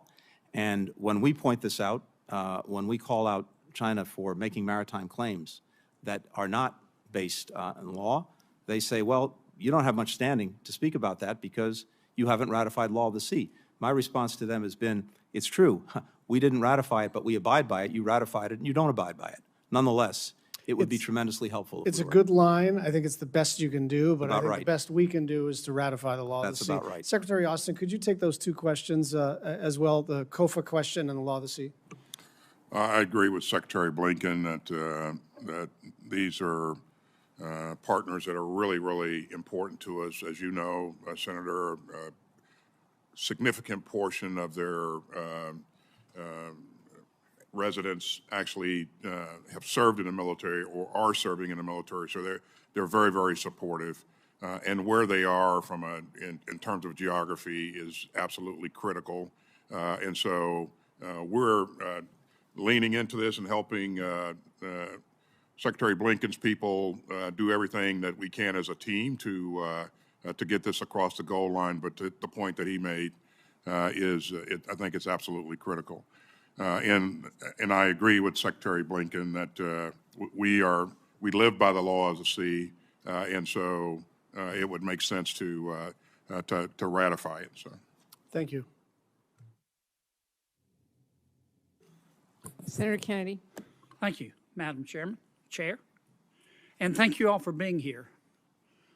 Secretary Blinken, have you ever visited any of the 15 Pacific Island nation states? I have, yes. They're wonderful people, aren't they? I would agree. And they have well-placed pride in their countries, do they not? They do. Right. Can we agree that these 15 independent Pacific Island nation states are just that? They're independent countries. They're not just dots that some world leaders see out of their plane windows when they are traveling to meetings elsewhere? That is correct. And can we agree that that China is making a concerted effort to try to bring these independent countries within the ambit of the Communist Party of China? We can. Can we agree that America should have a deeper, strike that, let me rephrase that, Mr. Secretary. Putting China aside, do you agree with me that it is the prudent and moral thing to do to have deeper engagement with our fellow countries in the Pacific, particularly in terms of trade and investment? Very much so, Senator, yes. Would you support showing the 15 Pacific Island nation states the respect and dignity that they deserve by creating an ambassadorship just for these 15 Pacific Island nation states to be appointed by the President of the United States and confirmed by the United States Senate? Senator, something that we're looking at, but let me just put this in context. As you rightly said, these are independent sovereign countries, which is exactly why we have been engaged in a very intense effort to actually get embassies and to have ambassadors in more of these countries. And as you know, right now, we've opened an embassy in the Solomon Islands, we've opened one in Tonga, we have one pending in Kiribati, and we're also doing the same thing in Vanuatu. So having these bilateral ambassadors is critical. As you also know, President Biden— Mr. Secretary, can I interrupt you? Yeah, please. I'm really sorry, but we have limited time. Please. And I have followed the efforts of the Biden administration in this regard. But what I'm talking about is appointing and not relying on other envoys or ambassadors. I'm talking about creating a new ambassadorship for the 15 Pacific Island nation states appointed by the President and confirmed by the Senate, who would spend her or his time traveling to all of the island states, talking about trade, investment, and listening. So, Senator, I'd say two things to that. One, I think it is important that we continue to engage these countries independently, given their independent sovereign status. But to your point, and I agree, this is important, we have appointed a senior envoy to the Pacific Islands Forum. This is the main body, as you know, that brings all of these islands together. We appointed someone who's a deeply experienced ambassador. But it's not created in law, is it, Mr. Secretary? It's not. It's an appointment by the Secretary of State. Okay. That's correct. So a new president could come in and say, we don't want to do this anymore. That's correct. Could she or he not? That is correct. What I'm talking about, if the Pacific Island countries are so important, and I think they are, and I think I've heard you say they are, let me ask you again, would you support creating an ambassador-level status? I don't care what you call it, but it would be an ambassador-level status appointed by the President and confirmed by the United States Senate. What's wrong with that? I would just say, Senator, that first, the senior envoy that we have, who is a former ambassador to several of these countries, in effect, fulfills that function. So that's important. But he's not an ambassador. He's appointed by a president. I'm talking about making this permanent. Well, of course, a future president could decide not to appoint an ambassador at any given country. Well, but why wouldn't you want to? Why wouldn't you want to embed this in the law and give the Pacific Island countries the respect they deserve? I'd be happy to pursue this with you. I think what we're hearing— I just happen to have a bill, Mr. Secretary. Aha, yeah. I'm very happy to look at it and come back to you on it. Would you? Yes. I really please think do. that we have not given, I'm not criticizing you or your team. I just think that we haven't given these countries the respect they deserve. And the best way to do that would be to give them a permanent ambassador. I think we should pursue this conversation because I'd really welcome doing that. What I'm going to put you down as a yes. to talk about it, absolutely. Thank you, Madam Chair. Thank you. Senator Baldwin. Thank you, Madam Chair and Ranking Member, for convening this very important hearing, and thank you to our secretaries for being here today. Secretary Raimondo, I want to thank you for including in your testimony the importance of the Tech Hub program.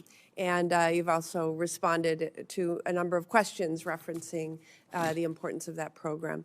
And I certainly appreciate your leadership at the Department of Commerce. As a member of both the Commerce Committee and this Appropriations Committee, I worked both on the authorization side and the funding side of the Regional Tech Hub program.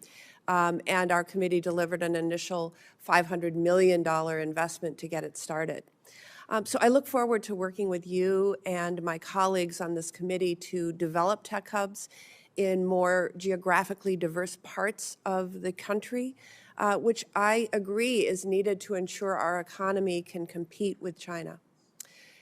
Fiscal year 24, in this coming fiscal year, Congress needs to deliver additional funding for the program to help ensure U.S. global economic and technological leadership. And the only way we can get this done is by passing robust bipartisan appropriations bills in a timely manner. But my question for you is actually on a different priority under your purview at Commerce, and that's trade enforcement. As Secretary of Commerce, you are a member of the Forced Labor Enforcement Task Force, which was established by the Uyghur Forced Labor Prevention Act. That legislation also specifically tasks the Secretary of Commerce, along with the Director of National Intelligence, with consulting on the development of a strategy to ensure U.S. supply chains are free of forced labor in China. So, Secretary, could you both explain the nature of that undertaking, but also, importantly, the impact that reduced funding or even a continuing resolution would have on the important work being done at Commerce to combat forced labor in China? Thank you, Senator, and good afternoon. First, very briefly on tech hubs, I do want to reiterate that Chips and Science authorized a $10 billion investment, which I think is about right. And so $500 million is, barely a down payment. I am very grateful for $500 million. We're hard at work. We're going to run a pilot program. I believe will be spectacular. However, as you correctly say, we definitely need more money. The President's budget this year, I believe, calls for another $2 billion or $1.4 billion. With respect to trade, we take trade enforcement incredibly seriously. And in this regard, I have always said, America can outcompete China if we all play by the same rules. And China doesn't play by the same rules in trade. They flood our market with heavily subsidized goods and undercut our prices and undercut our industry. And as you say, there is often forced labor in the supply chain. And we should have zero tolerance for forced labor in that supply chain. Right now, one of the things that we do at the Commerce Department is at any given time, we are enforcing between 600 and 700 countervailing duties, anti-dumping countervailing duties, many of which relate to China's unfair practices. Any cut in our funding would massively inhibit our ability to do that. We barely have enough people to do it now. And that would affect the Uyghur issue, you say, but also anything else that China is doing to undercut any of our industries. Thank you. Secretary Austin, in fiscal year 2023, the committee supported, our committee supported the establishment of an industrial base expansion and shipyard infrastructure initiative specific to the Constellation-class frigate, a ship that is currently being built in Wisconsin. This program will now be supported by a workforce development initiative that will equip our workers with the specialized skills required to support the domestic shipbuilding base, as well as keep the Navy on track to expand the fleet. This year, I'm again advocating for this program to continue to receive funding because we know that sustained investment is critical to the health and stability of our defense industry. Again, the only way we will get this done is by passing robust bipartisan bills on time. Secretary Austin, can you speak to how the workforce investments that we've been funding, like this program, keep our nation competitive and secure? It goes without saying, Senator, thanks for the question, but our workforce is absolutely critical. As we have, our industrial base is one of our core strengths, and central to that core strength is the workforce. And as we've been challenged over the years in terms of being able to rapidly expand capacity and capability, some of those challenges are workforce challenges. So everything that we can do to train and empower our workforce, I think, is helpful. It's critical, and so I appreciate all that you're doing. I think it's the right thing, and would ask that we do more in that regard. So. Senator Bozeman. Thank you, Madam Chair. Thank all of y'all for being here. We appreciate all your great work. Secretary Blinken, there's growing concern about the lack of communication between the U.S. and China. I believe you change the world through personal relationships, and also you de-escalate things as they occur. In visiting with some of our allies as we get out and about, there's concern from them, that again, China and the United States are not communicating as well as we should. Can you talk a little bit about that and what steps you take to reach out to your Chinese counterparts? Thank you very much, Senator. When President Biden and President Xi met in Bali at the end of last year, one of the things that they agreed on was the importance of having these lines of communication, at the very least so that we put a floor under the relationship or some guardrails on it. President Xi calls it a safety net.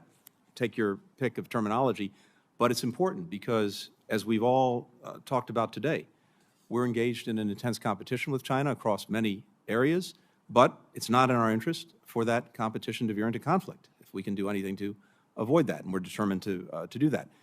That starts with communication, so I couldn't agree with you more. I think we've shown recently that there is more senior level engagement with China, most recently our ambassador in Beijing and also the National Security Advisor, Jake Sullivan, meeting with his Chinese counterpart, Wang Yi, over a couple of days in Europe. And that's important because what we believe would be the right course is to now see more senior level engagement in a sustained way across our administration and theirs, precisely so that we can make sure that at the very least we're talking to each other, that we are making very clear what we stand for, what our intent is, what we're looking for, as well as, where possible, finding areas of cooperation, including, as we were just talking about, on something like synthetic opioids, on fentanyl. So I also think, Senator, that it's not only what's in our interest, but the rest of the world looks to us to manage this relationship responsibly. We're determined to do that. No, I appreciate that. And like I say, that I think, there has been concern amongst some of our allies in that part of the world that we can do a better job. Certainly they can do a better job of making that work. Madam Secretary, we had a really good conversation the other day about trade. I know that you feel like it's important. We feel like it's important. Can you tell us what the challenges or obstacles that you anticipate in facing and establishing additional trade? Many of the potential partners in the region, they don't want to choose between us and China, but they want to hedge their bets as far as where they do business. What are some of the obstacles to getting additional trading opportunities going? Yes, thank you, Senator. First, let me say, I want to echo something that Tony just said. The Commerce Department is very focused on export controls, and we will be vigilant and aggressive as possible. We will protect what we must, but we want to trade where we can, and that includes with China. We have no interest to decouple. Many jobs in America depend upon trade with China in things outside of technology, completely unrelated to our national security. Right. And I do think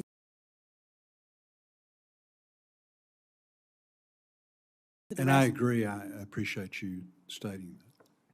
Thank you. With respect to the rest of the region, I think it's a few things. First, it's showing up.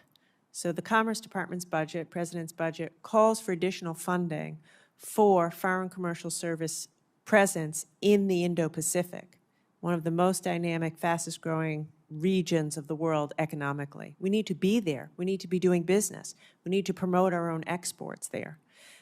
Secondly, as we've discussed, the Indo-Pacific Economic Framework, although is not a trade agreement, and we've discussed that, it is significant. If we are successful, I believe we will be, in getting 14 countries to sign on to a supply chain cooperative agreement, a critical minerals cooperative agreement, infrastructure agreement, it will bring more U.S. industry, trade, investment to the region. And I think that's all incredibly important. It's not so much obstacles because they want us in the region. It's, China doesn't want us, and we shouldn't make these countries choose, by the way. But we should be their partner of choice, and I believe we will be when we show up in the way that we are and need to continue to. Thank you very much. Thank you, Madam Chair. Thank you, Senator Murphy. Thank you, Madam Chair, and to the Vice Chair for this very important hearing. Thank you all for enduring a long afternoon. Listen, China is not 10 feet tall. They're tall, they're getting taller, but we still enjoy certain definitive advantages. One of those advantages is our story of participatory democracy and open economy is the story of the last 100 years and can be the story of the next 100 years. And so I want to talk to you for just 1 minute, Secretary Blinken, about our investment in telling that story, but also in making sure to push back against false narratives coming out of Beijing. It's hard to tell exactly how much money they're spending on their propaganda operation, but it's more than us. They're making a lot of mistakes with the information that they spread, so they are not flawless in the execution of their misinformation and propaganda operations, but they do threaten to dwarf ours over the next 10 to 20 years if we don't really get smart about spending more money and spending it in a more coordinated way. So you've proposed a 12% increase to the Global Engagement Center, which is the State Department's capacity, but that doesn't feel like a big enough number. And so I wonder if you could just say a word about the importance of that capacity, the importance of the other capacities that our agencies have. And oh, by the way, we have to reauthorize the Global Engagement Center. We actually have to get that done by the end of the year in order to make sure that we can continue to push back against these narratives around the world. Thank you for raising that, Senator. I think what we're seeing is a number of countries who are in the business of, in effect, trying to weaponize information as part of competition or, in some cases, adversarial relationship with us. And one of the reasons that we established the Global Engagement Center was precisely to be able to push back effectively on that, but with the truth, not with misinformation or disinformation. And so the GEC, as you know, is working with other federal agencies to direct, to lead, to synchronize and coordinate our efforts to understand the sources, the trends in foreign malign actors' efforts to spread disinformation and misinformation. And also to compete in the information space even when it's not disinformation. With regard to China, the GEC plays, I think, a very, very important role. And just to give a few examples, in our own hemisphere, in the Western Hemisphere, where we see China being very active, it has supported journalism and research on the messaging tactics that China engages in. It's helped them assess their influence in the information environments in the Western Hemisphere, and we've helped them to build out regional expertise. In Africa, we've engaged, the GEC's engaged in capacity building workshops with sinologists to help people better understand the influence that China's wielding, its ambitions, and to make those findings public. And one final thing, just this is an important one. Together with China House, the consolidated place that we built in the department to bring all of our China expertise together, we're engaged with the GEC in proactive, affirmative messaging to push back on something that's very interesting that China does and Russia also does. They provide free of charge their equivalent of the Associated Press to country after country. And so if you're getting up in the morning in dozens of countries and listening to the news or reading a newspaper, you're getting information that sounds like it's being locally produced, but is in fact directly from the wire service of China or the Russian Federation. We are now making available to these countries the Associated Press, Reuters, and other objective sources of information. I think it's an incredibly important information. Thank you for leading. Just give us one last piece of advice on Taiwan policy to the extent that this gets brought into our discussions about appropriations. You have recommended significant changes in Taiwan policy to bolster economic relations, security relations, cultural relations, but you have warned Congress against implicit security guarantees or implicit formal recognition of Taiwan, recognizing symbols of sovereignty. You have not seen you do not predict a return on investment related to U.S. security if we essentially overturn the One China policy in the Taiwan Relations Act. Does that continue to be your recommendation to the Congress? It does. The policy that administration after administration has pursued over 5 decades, Republican and Democratic alike, grounded in the One China policy, the Taiwan Relations Act, the 3 communiques, 6 assurances, has done very well. Done very well for Taiwan, done well for us, and ironically, arguably done well for the PRC because it's preserved peace and stability. It's put in place an understanding by which, up until now, everyone refrains from taking unilateral action to try to change the status quo, and thus potentially creating a crisis that would have global effects. One of the concerns that we have, going back some years, is that Beijing no longer seems to accept the status quo in Taiwan and has been taking steps of various kinds to increase the pressure to coerce Taiwan and to contemplate perhaps the use of force at some point in the future. I think country after country around the world is increasingly making clear to Beijing that that would have catastrophic consequences for everyone. We have 50% of world trade that goes through the Strait every single day. 70% or so of the semiconductors manufactured on Taiwan. If there were to be a crisis as a result of unilateral action taken by China with regard to Taiwan, we would have a global economic crisis on our hands that country after country would be affected by. But at the same time, we have been resolute, absolutely resolute, in our support for Taiwan, including its ability to defend itself, to make sure that it has the ability to engage throughout the international system and with countries around the world. We have ourselves increased our engagement in a whole variety of ways with Taiwan because we take very seriously our commitments under the TRA, the Taiwan Relations Act, that again goes back many years. But I think the basic framework that's been in place for many decades over many administrations has served us well, and disrupting that status quo would actually not be in our interest. Thank you, Madam Chair. Thank you. Senator Fisher. Thank you, Madam Chair. I have a number of issues I'd like to touch on today, so I'm going to try to not make a long statement. I hope all of you will answer with a short response as well. Secretary Austin, Section 1262 of last year's NDAA required that both the Departments of Defense and State submit a comprehensive report on the bilateral access agreements to Congress. These are the agreements with overflight, basing agreements, agreements for logistics support or refueling support. And that report's due in a couple weeks. Will it be on time? It will. Great. How many planned cooperative security locations, forward operating locations, or fuel support points require access agreements that currently do not exist?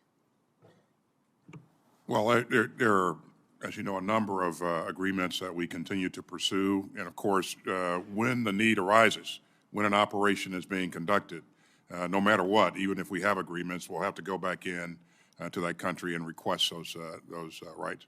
We've done some things recently to increase the locations that we're operating with our allies and partners in the region. For example, the Philippines is a good example of that. We continue to work with countries like Japan and Australia to make sure that we can rotate forces in and out in Australia, for example.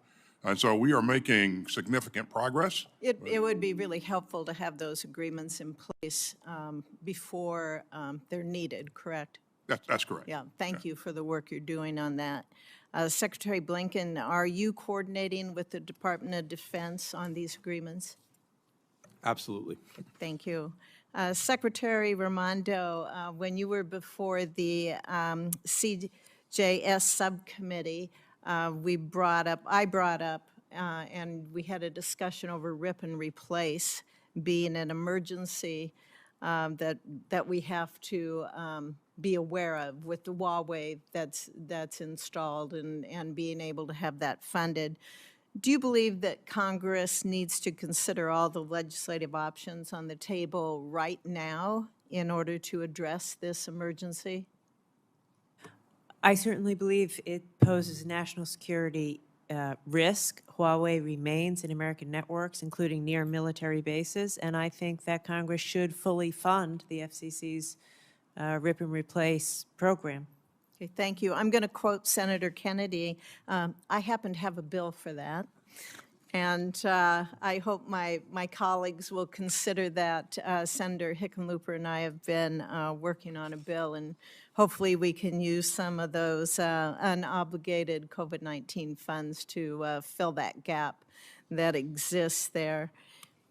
Secretary Austin, I appreciate the prior discussions we've had about the department's fiscal year 2024 budget request and how it addresses munitions production issues that we are facing in this country. And I agree that the current request is a step in the right direction.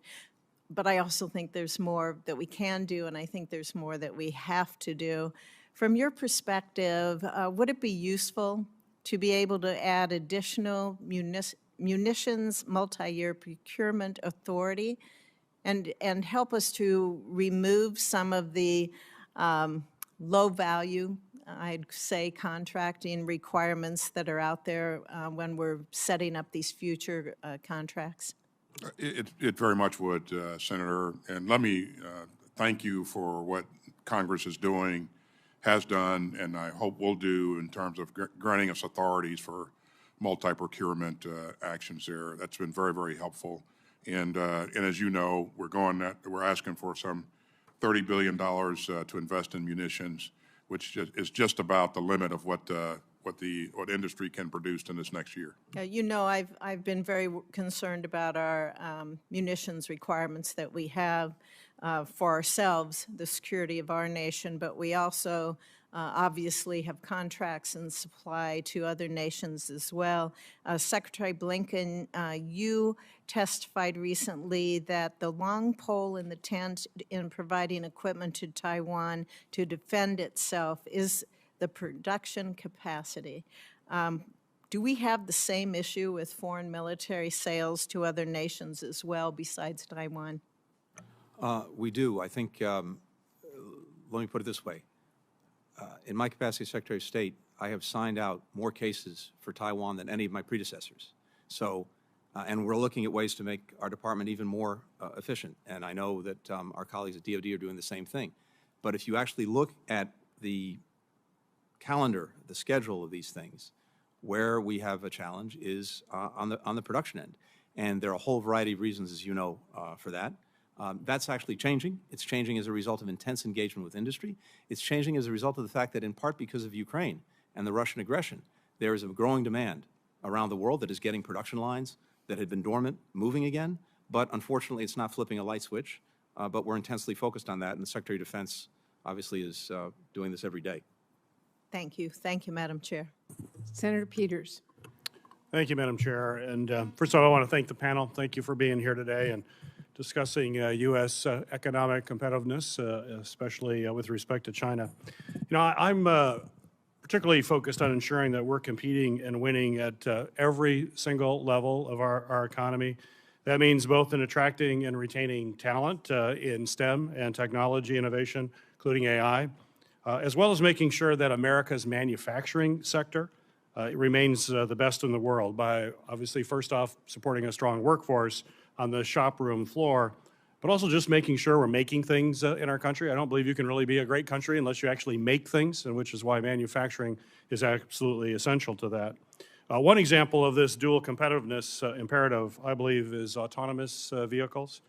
That technology represents the future for mobility in the auto industry.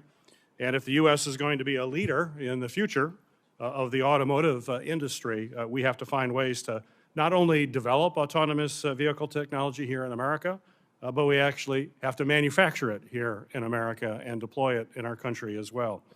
That's why I've worked long on legislation to ensure that America can manufacture this cutting-edge technology so we don't lose the race with China. China is investing massive amounts of money in this technology. Many believe this technology represents, in some ways, the moonshot for artificial intelligence because of the complexity of it. And I don't want to be in a position where we're playing catch-up for years like we are or we have been in areas like semiconductor chips. So, Madam Secretary, Secretary Raimondo, my question is for you. How is the Department of Commerce working to ensure that its strategy on economic competitiveness, particularly with China, reflects strong support not only for just research and development and innovation, but actually the making of things and manufacturing with American workers here in the United States? Thank you, Senator. Good afternoon. I wholeheartedly agree that we need to get back into the business of making more things in America. And as my colleagues know, no one believes that more than President Biden. And so we are doing a number of things ensuring that we can rejuvenate our manufacturing sector. First and foremost is the CHIPS Act. Obviously, will create hundreds of thousands of manufacturing jobs. This budget calls for increased investments in the Manufacturing Extension Partnership, which will provide technical assistance to small manufacturers, which is the majority of manufacturers, even in Michigan. You know, I know Big Auto, but all the small suppliers. MEP will help them to become more digitized, to do training, et cetera. We're also investing a great deal of money in job training and apprenticeship initiatives with a focus on manufacturing. So in the interest of time, I'll simply say we took our eye off the ball as a country on manufacturing. We thought we could, in search of cheap labor, outsource everything. And now we have problems in our supply chain. We're overly dependent, and it's a national security risk. And so we have to improve that. The final thing I'll say is this. In the budget that we propose, we are asking for additional funding to establish a supply chain office at the Commerce Department so that we can be in the business of proactively monitoring and predicting supply chain challenges before they happen and not just be reactive, and that will be immensely helpful to us to rejuvenate manufacturing. Thank you. Certainly all of you know China is a persistent and ever-evolving cybersecurity threat to our nation, as well as our federal government systems. And yet, despite this, our main federal cybersecurity law, the Federal Information Security Management Act, FISMA, has not been updated for a decade. Secretary Austin, I want to ask this question for you. Is given DOD's position in both countering the Chinese government through cybercom, as well as protecting DOD systems from cyber attack, could you discuss how the DOD empowers and benefits from the Department of Homeland Security's mission to protect federal civilian systems as well as critical infrastructure here in the homeland, and how this committee can support that effort? Well, thank you, Senator. First of all, let me agree with what you said in terms of China being a persistent cyber threat. It is absolutely the case. As you very well know, DOD and DHS have overlapping equities, and we continuously collaborate and share information in order to be able to better protect our information domestically. But not only do we share intelligence, we actually co-author advisories when the occasion presents itself, and we also share best practices. So this is we're very, very tightly connected. But again, the ability to help even more would be welcome, and so to your point, everything that we can do to ensure that we have the freedom to do that, or the ability to do that, would be helpful. So. Great. Thank you. Thank you. Thank you, Madam Chair. Senator Murkowski. Thank you, Madam Chair, and thank you to Senator Britt for deferring. Appreciate that. Thank you for your leadership. I appreciate it. I'm going to talk about the Arctic. Secretary Austin, you noted yourself on a trip to Alaska in 21. You said here in Alaska, we are where the Indo-Pacific nation and us as an Arctic nation intersect. These two critical regions intersect. This is where we can project power in both regions and where we must be able to defend ourselves from threats coming from both places. It's also where we can better posture ourselves and prepare for climate changes that will impact our future. Secretary Blinken, you We're in Anchorage conducting a summit with China, just recognizing the geostrategic location that plays there. We had a classified brief this morning with General Van Herk, head of Northcom NORAD, and General Van Herk is very, very upfront in saying that our direct investment in Arctic-capable platforms, training, and infrastructure continues to lag. He repeated that again this morning.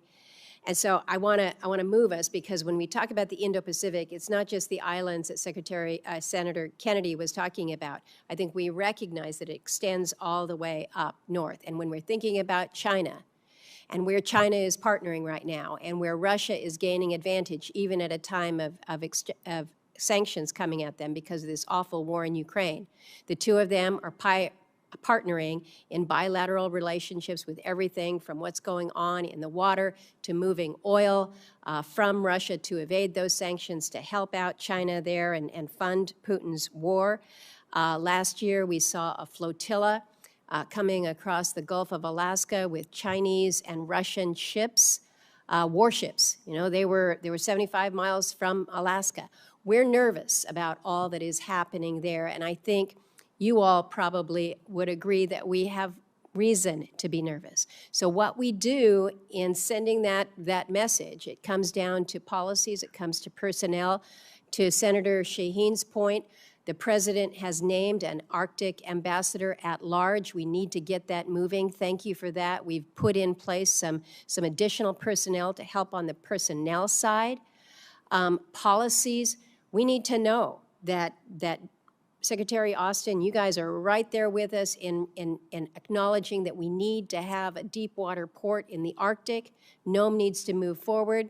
Senator Britt and I were down in Mississippi and Alabama checking on the polar security cutters. They're coming, but they're not coming fast enough. We need a commercially available icebreaker up there soon, because we're not going to see our polar security cutters for 3-4 years, and probably longer than that, because they're going to be down in Antarctica. So we are exposed up there. And so when we're talking about the U.S.-China relationship, let's remember how it kind of comes together, unfortunately, because of Russia and our proximity there. So I want to ask you, Secretary Austin, we've acknowledged that we have updated our Arctic strategies. That's so important from all branches of the department.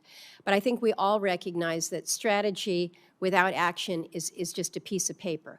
When I look at the MILCON projects that the President's budget has submitted, only seeking funding for 2 MILCON projects in one of the most strategic locations in our country. Now, we've talked about what is on the unfunded priority list, and there's a lot of things for the Arctic there. But it causes me to question whether or not we are appropriately resourcing what we need to do in order to have the level of preparedness, the level of deterrence that I think we would hope to see. So, Secretary. As you well know, Senator, we have some of our most valued assets in Alaska. We have F-22s, F-35s. More fifth-generation fighters, and we're happy about it. That's right, and you're taking really good care of them up there. We just stood up the 11th Airborne, which is that's going to continue to provide great capability. I asked to invest this year some $500 million in over-the-horizon radars, which will increase our domain awareness. Last year, I asked for $373 million to invest. So we're going to continue to invest to increase domain awareness. We're going to continue to do things, the kinds of things that we're doing as we speak. As you know, we have an exercise ongoing in Alaska, up in the Great North. We need more of that with allies and partners to make sure that we can operate efficiently and effectively in that environment. So we'll look to continue to invest, but your point's well taken on MILCON. Over. Thank you. And I'm out of time, but Secretary Blinken, acknowledging that we can always do more on the personnel side, we'd like to make sure that we're paying attention to that as well. Welcome is always working with you on that. Thank you. Thank you. Thank you, Madam. Senator Merkley.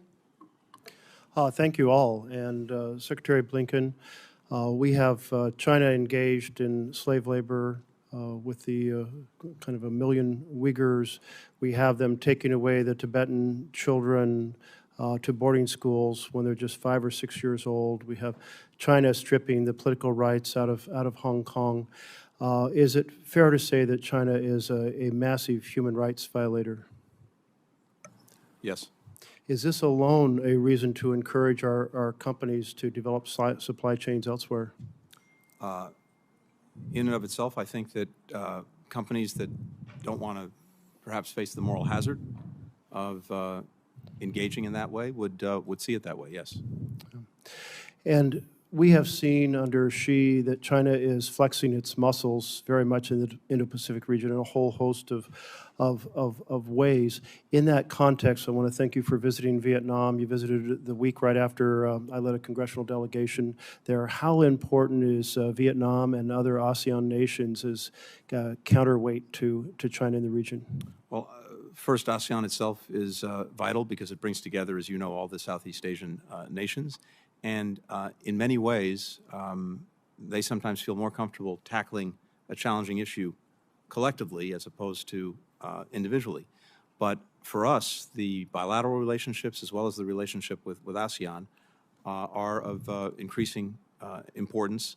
As you mentioned, we have, I think, a good and growing relationship with Vietnam.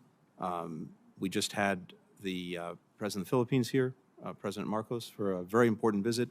The work the Secretary of Defense has done there, as well as the work that my department has done in strengthening our engagement with the Philippines is vital. And I could go down the list of countries in Southeast Asia as well. I just wish it didn't take 2 days to get a congressional delegation halfway around the world to start those meetings. It's hard for the legislators to hold as many direct conversations in the region, but it means a lot if we go. It means obviously a lot if members of the administration No, I strongly applaud and also encourage what you and other members of this committee and other committees are doing. I think that congressional engagement is absolutely vital, and it's really important that our counterparts hear from you directly the concerns, the prerogatives of Congress. Secretary Raimondo, you noted that in search of cheap labor, we lost manufacturing jobs in the United States as supply chains moved overseas. And of course, it's particularly true, primarily true in China. And that effort really gave, well, I guess I'll put it this way. Would you agree that that trade relationship with China and the enormous number of supply chain factories that moved from the U.S. to China helped accelerate China's path to wealth and power? In some ways, yes, I would agree. Yeah. Well, in many ways, because they ran huge surpluses that allowed them to invest massively, including helping the Belt and Road Initiative. As we look at the way China behaves in the world and the factors of competition, should we be encouraging our companies to develop and move their factories to other countries in the region? I think that companies, there are certainly increased risks with operating in China. In fact, you're seeing it. You see in recent months, Chinese officials, without notice, raiding American companies. So I think every company has to make these decisions, and as Secretary Blinken said, there are risks associated with it.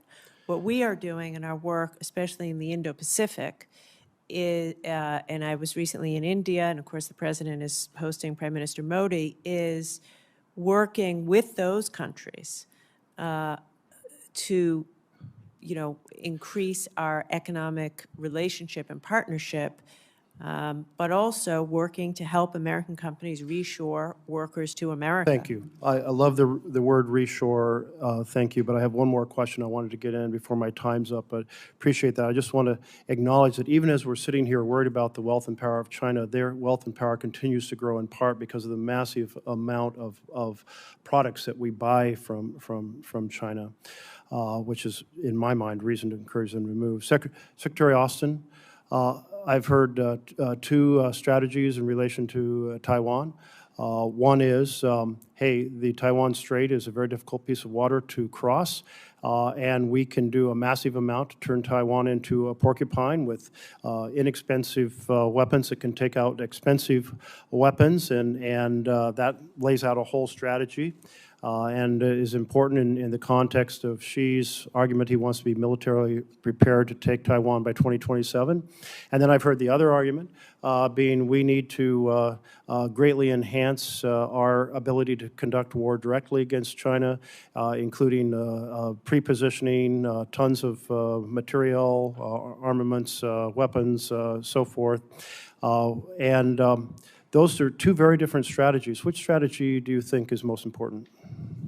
Actually, Senator, thanks. I think they're both important. Number one, we've learned a number of important lessons from Ukraine's war with Russia.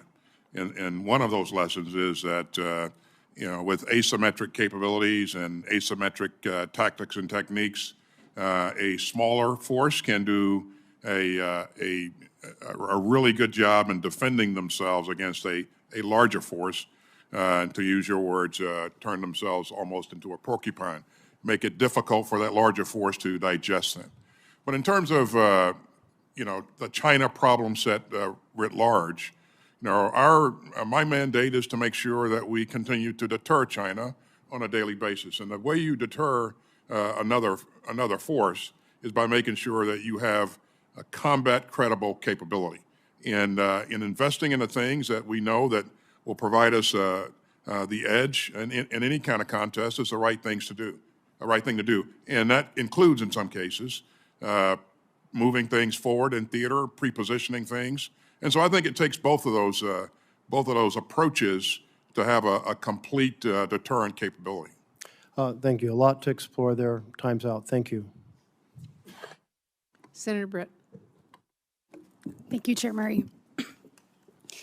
Thank each of you for being here today. I greatly appreciate it. Secretary Blinken, Secretary Raimondo, thank you for the time you've given us over the last few weeks on this important issue, and particularly the issue of fentanyl. I hope to be able to dive into that more today.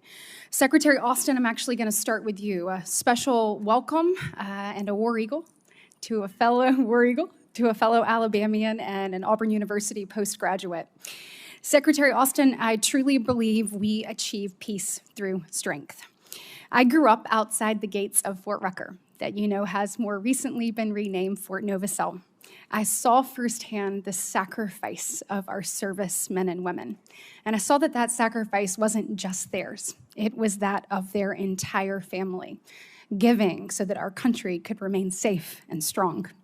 I have a deep appreciation for our men and women in uniform and for the families who also serve. As I think about DoD's modernization efforts, Alabama has played and continues to play a vital role. Across our great state, our defense industrial base is leading efforts ranging from hypersonics, direct energy, modernization of our rotary wing aircraft, national security space launch, contested logistics, and manufacturing and assembling in key missile programs such as Javelin, THAAD, JASSM, and JAGM. This is just a sampling of what Alabama's talent, synergies, and capabilities provide to the defense and national security community as we face impending threats from the PRC. Secretary Austin, you've been in this seat now for nearly 2.5 years. On a scale of A to F, what grade would you give yourself on aligning the DoD to the National Defense Strategy and ensuring the joint force is able, willing, and ready to address the multi-domain threat that is posed by China? I would give my team a very high grade, because as you've heard me say a couple of times today, Senator, everything that we do is focused on our national defense strategy. We've specifically aligned our budget requests to that strategy. The capabilities that we're going after will provide us the capability to support our warfighting concepts. And so everything that we do is aligned with this strategy. So I would, number one, I think it's the right strategy. Number two, I think that we are very much focused on the execution of that strategy? Well, thank you for that answer. I think we owe it to the American people that you have the resources to ensure that we have the most lethal and best equipped military in the world. Secretary Austin, I'd be remiss if I didn't touch on one more topic. As we consider the multi-domain threat, land, sea, air, space, that is posed by the PRC, particularly from a space perspective. As the leader of the Department of Defense, I implore you to cut through the politics and make a final basing decision for the U.S. Space Command Headquarters. As you know, Huntsville's Redstone Arsenal finished first in both the Air Force's evaluation phase and the selection phase. That leaves no doubt that the Air Force's decision to choose Redstone as the preferred basing location was correct, and it was done on the merits. That decision should remain in the Air Force's purview. Media reports have said that the president and those in the White House are preparing to prioritize partisan political considerations at the expense of our national security, our military modernization, and our force readiness. And for me, that is deeply disturbing. When you look at this, you said earlier, in order to compete and succeed against China, we must use all of our tools. When you look at that, we know that those tools are there at Redstone Arsenal. When you look at the city of Huntsville in the past 2 years, they have been ranked by U.S. News and World Report as #1 and #2 place to live in the United States. The city has also been ranked #3 in most affordable places to live in the country.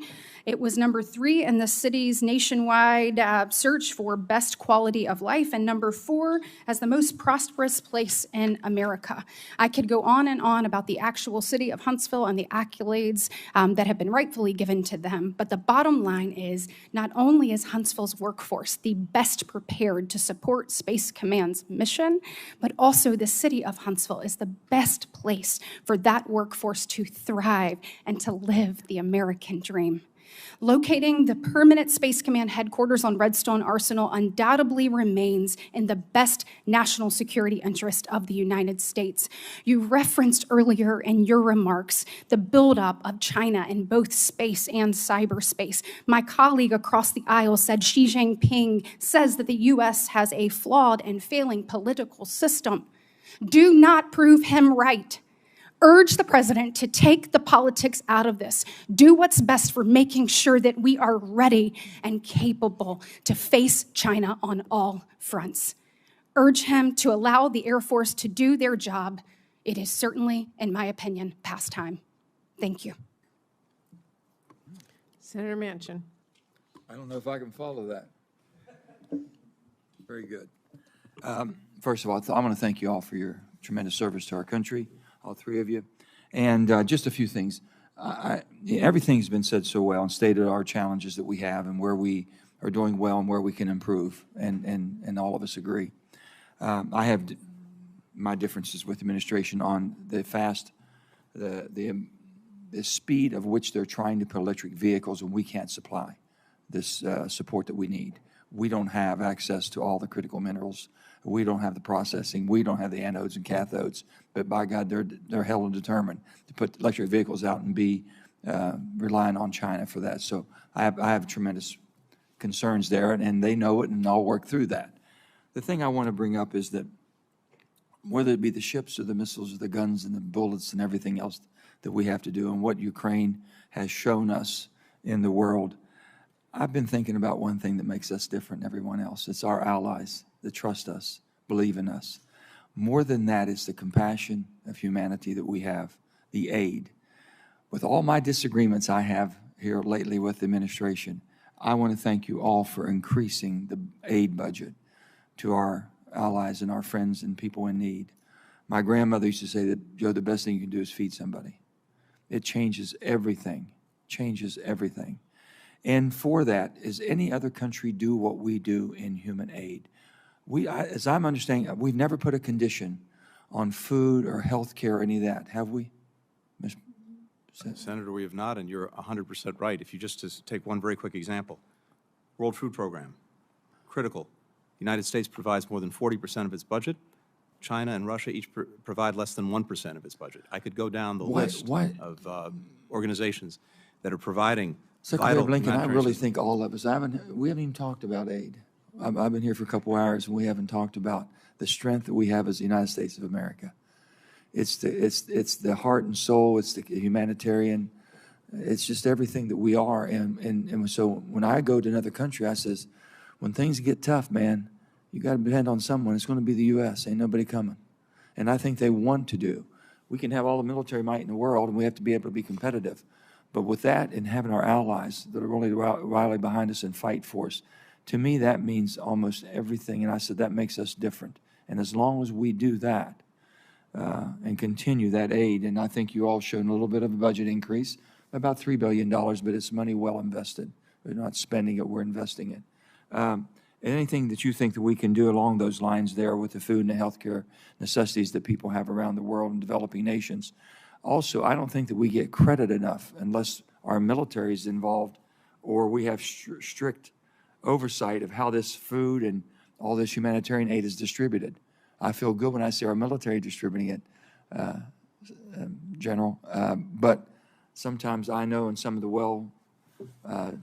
well-meaning programs that are doing it, and aid doesn't seem to get to the right people, or we get credit for it as a country. Yeah, and Senator, again, I couldn't agree with you more. One of the things we did during COVID in providing vaccines free of charge, with no political strings attached, to country after country around the world through an international entity called COVAX, is we also made sure that it was branded, and so that people knew in a variety of ways that when they were getting vaccines that were saving their lives, it was coming from the United States. Oh. And as I was traveling around the world, country after country has thanked us profusely for coming to their aid in that moment of need, and in a way different than any other country on earth. Well, if we can just get our act together on the other things that we're trying to compete and not being relying on until we're able to produce it ourselves. And the only thing I've said, we cannot change the values of other countries that don't have our same values. And that's basically the love of family and the love of our religious freedoms and a love of democracy. We can't change that. We get caught up in some of this sometime, and I hope we don't. But, and I'll say this, and I'll close on this. I've been around long enough to remember that if we didn't fight in Vietnam, the communists were coming to this country. I remember basically the Gulf War, that if we didn't go over there and protect Kuwaiti oil, it would disrupt the economic markets. I remember the Iraq War, if we didn't declare war in Iraq, that we would have weapons of mass destruction used on us. In my lifetime, this is the only support or involvement that we've been with a war that's the most just cause I've ever seen. Exactly what the United States of America should be is that light on that beaming mountain, basically shining brightly, saying that we will defend democracy wherever people seek it, and we will make sure that we don't leave them. And I hope that we maintain that posturing, especially with Ukraine. My grandfather used to say when I got in trouble, he says, honey, I'll be behind you until your back hurts. Until your chest hurts, I'm sorry, until your chest hurts. I said, Papa, that's all I need. He'll always be behind me. If the United States stays behind Ukraine until their chest hurts, they'll know we're with them forever. We've got to win that, and we've got to continue to be committed in our allies. So I thank you, all of you, all three of you, for your services. And Secretary Raimondo, I know you lost your mother, and I've been thinking about that, and it's very difficult. I hope you all are getting through this. All you have is the memories, and they're got to be beautiful. But thank you all. Thank you. Senator Hoeven. Thanks, Madam Chair, and thanks to the ranking member for holding this hearing today. Thanks to all of you for being here. Secretary Austin, the Chinese are, PRC is dramatically building its nuclear capabilities. Are you committed to making sure that we continue to modernize our nuclear forces? I am, Senator, and as you can see from our budget requests, the funds to continue that modernization effort are reflected in the budget. So. Thank you. I appreciate that support. I think it's vitally important for the nuclear triad. For both you, Secretary, and also for Secretary of State Blinken, are we providing the weapons that the Ukraine needs to end the war, to win the war, however you define that, rather than stalemate? There's been talk of F-16s, certain long-range artillery and so forth, tanks. Are they getting the weapon systems they need so that we end this conflict and they don't end up in stalemate? Yes, I believe they are, and this is something that the Minister of Defense, and Ukrainian Minister of Defense, and I talk about on a near weekly basis. And certainly we meet every month along with the ministers of defense of some 50 countries and discuss what their needs are, and we mobilize the support to provide to them. Most recently, you've heard us talking about the requirements for air defense, and that was the thing that they needed most. What we've seen here in the last couple of days is, that focus on air defense has been very, very helpful for the Ukrainians, as we saw the latest barrage from Russia. And they defended their skies very skillfully. So I think we are, and I think going forward, we'll hopefully see the Ukrainians begin to change the dynamics on the battlefield. And can they do that with air-to-ground as well as Patriot systems and that kind of thing versus more aircraft? Well, right now, the skies on both sides are just, it's absolutely lethal. So anytime that you put any meaningful number of aircraft in the sky, one or the other is going to shoot it down. Okay. And so I think that capability will continue to evolve in terms of what Ukraine has for. No, I understand where you're going with this. Secretary Blinken, ending the war, winning the war versus stalemate. I also very much agree with Secretary of Defense, and let me just add one element, if I could, Senator. One of the things that I've heard my colleagues say from the beginning, and by the way, if you go back to before the beginning, we did drawdowns of critical equipment well before the Russian aggression, because we saw it coming, to make sure that the Ukrainians had in hand what they needed to repel that aggression. We did a drawdown Labor Day before the war started, the aggression started. We did another one Christmas. We did it quietly, so as not to give the Russians some excuse, but we did it. And as a result, the Stingers, the Javelins that they had in hand that allowed them to repel the attack against Kyiv and that whole area was very successful.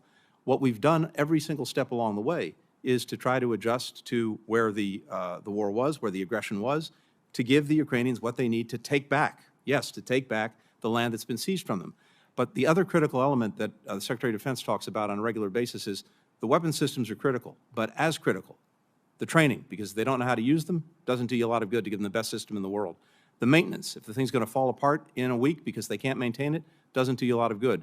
And of course, the tactics for bringing all of these different systems together, all of that is something that the Secretary, the Chairman of the Joint Chiefs, have been deeply focused on, and that's how you have, I think, a winning strategy. And yes, the Ukrainians need to be able to get back the land that's been seized from them.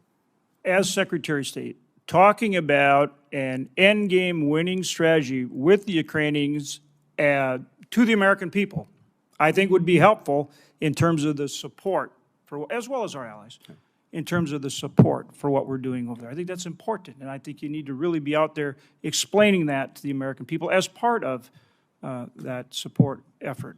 Appreciate that. I was recently in both South Korea and Taiwan. One of the things that I'm hearing in both cases, but certainly from Taiwan, is they've ordered about $19.5 billion worth of military hardware, very, very advanced hardware.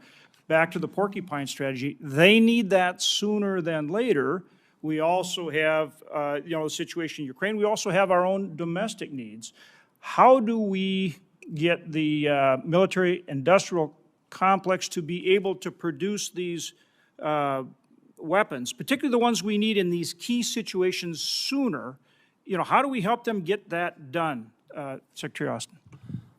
The high-end capabilities, the hardware that you're talking about, some of that's aircraft, and we came in the door. F-16s in the case of Taiwan, Right. ordered, paid for, agreed to. Right. We leaned into that right away. I put a group of senior people together to look at where the bumps in the road were, where the friction was, and so we did that, and we continually try to eliminate all the friction points that we possibly can.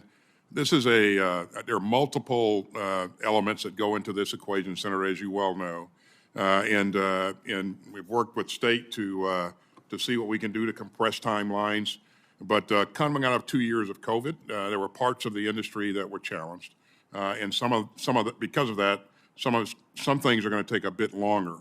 In terms of weapon systems, we continue to engage industry leadership. I talk to CEOs, my deputy talks to CEOs, to not only work with them to expand their capacity or capability, but also to begin to shrink the amount of time that's necessary to produce a particular product. And in some cases, I think we've been very successful. Some things are sophisticated to the point where we're not quite there yet, but we'll continue to work at this. So, PGMs, for example, precision-guided munitions. Takes a long time typically to make one. I think there are things that we can do as we look at how we produce those to begin to shorten that process, those processes as well. Thank you. Thank you, Madam Chair. Senator Van Hollen. Thank you, Madam Chair, and thank all of you for your testimony and for your service. Secretary Austin, thank you for being one of a long line of secretaries who recognizes that in addition to getting a robust defense budget to do the work that you and your team at the Defense Department do, we need to adequately fund other elements of our national security, like the State Department, diplomacy and development, like the Secretary of Commerce and her team. And I'm fairly satisfied that at the end of the day here, we'll have a budget that meets the needs of the Defense Department. But I'm really worried about what we're seeing coming out of the House of Representatives right now in terms of its impact on other critical elements of our national security budget. So I want to ask a couple questions, starting with Secretary Raimondo, and I also want to say we're sorry about the loss of your mom. I know she was proud of the work you're doing, and let me ask you about that. Because President Biden laid out a really important vision about the need to invest in innovation and to invest in rejuvenating our manufacturing base. The CHIPS and Science Act was a big part of that, as you said.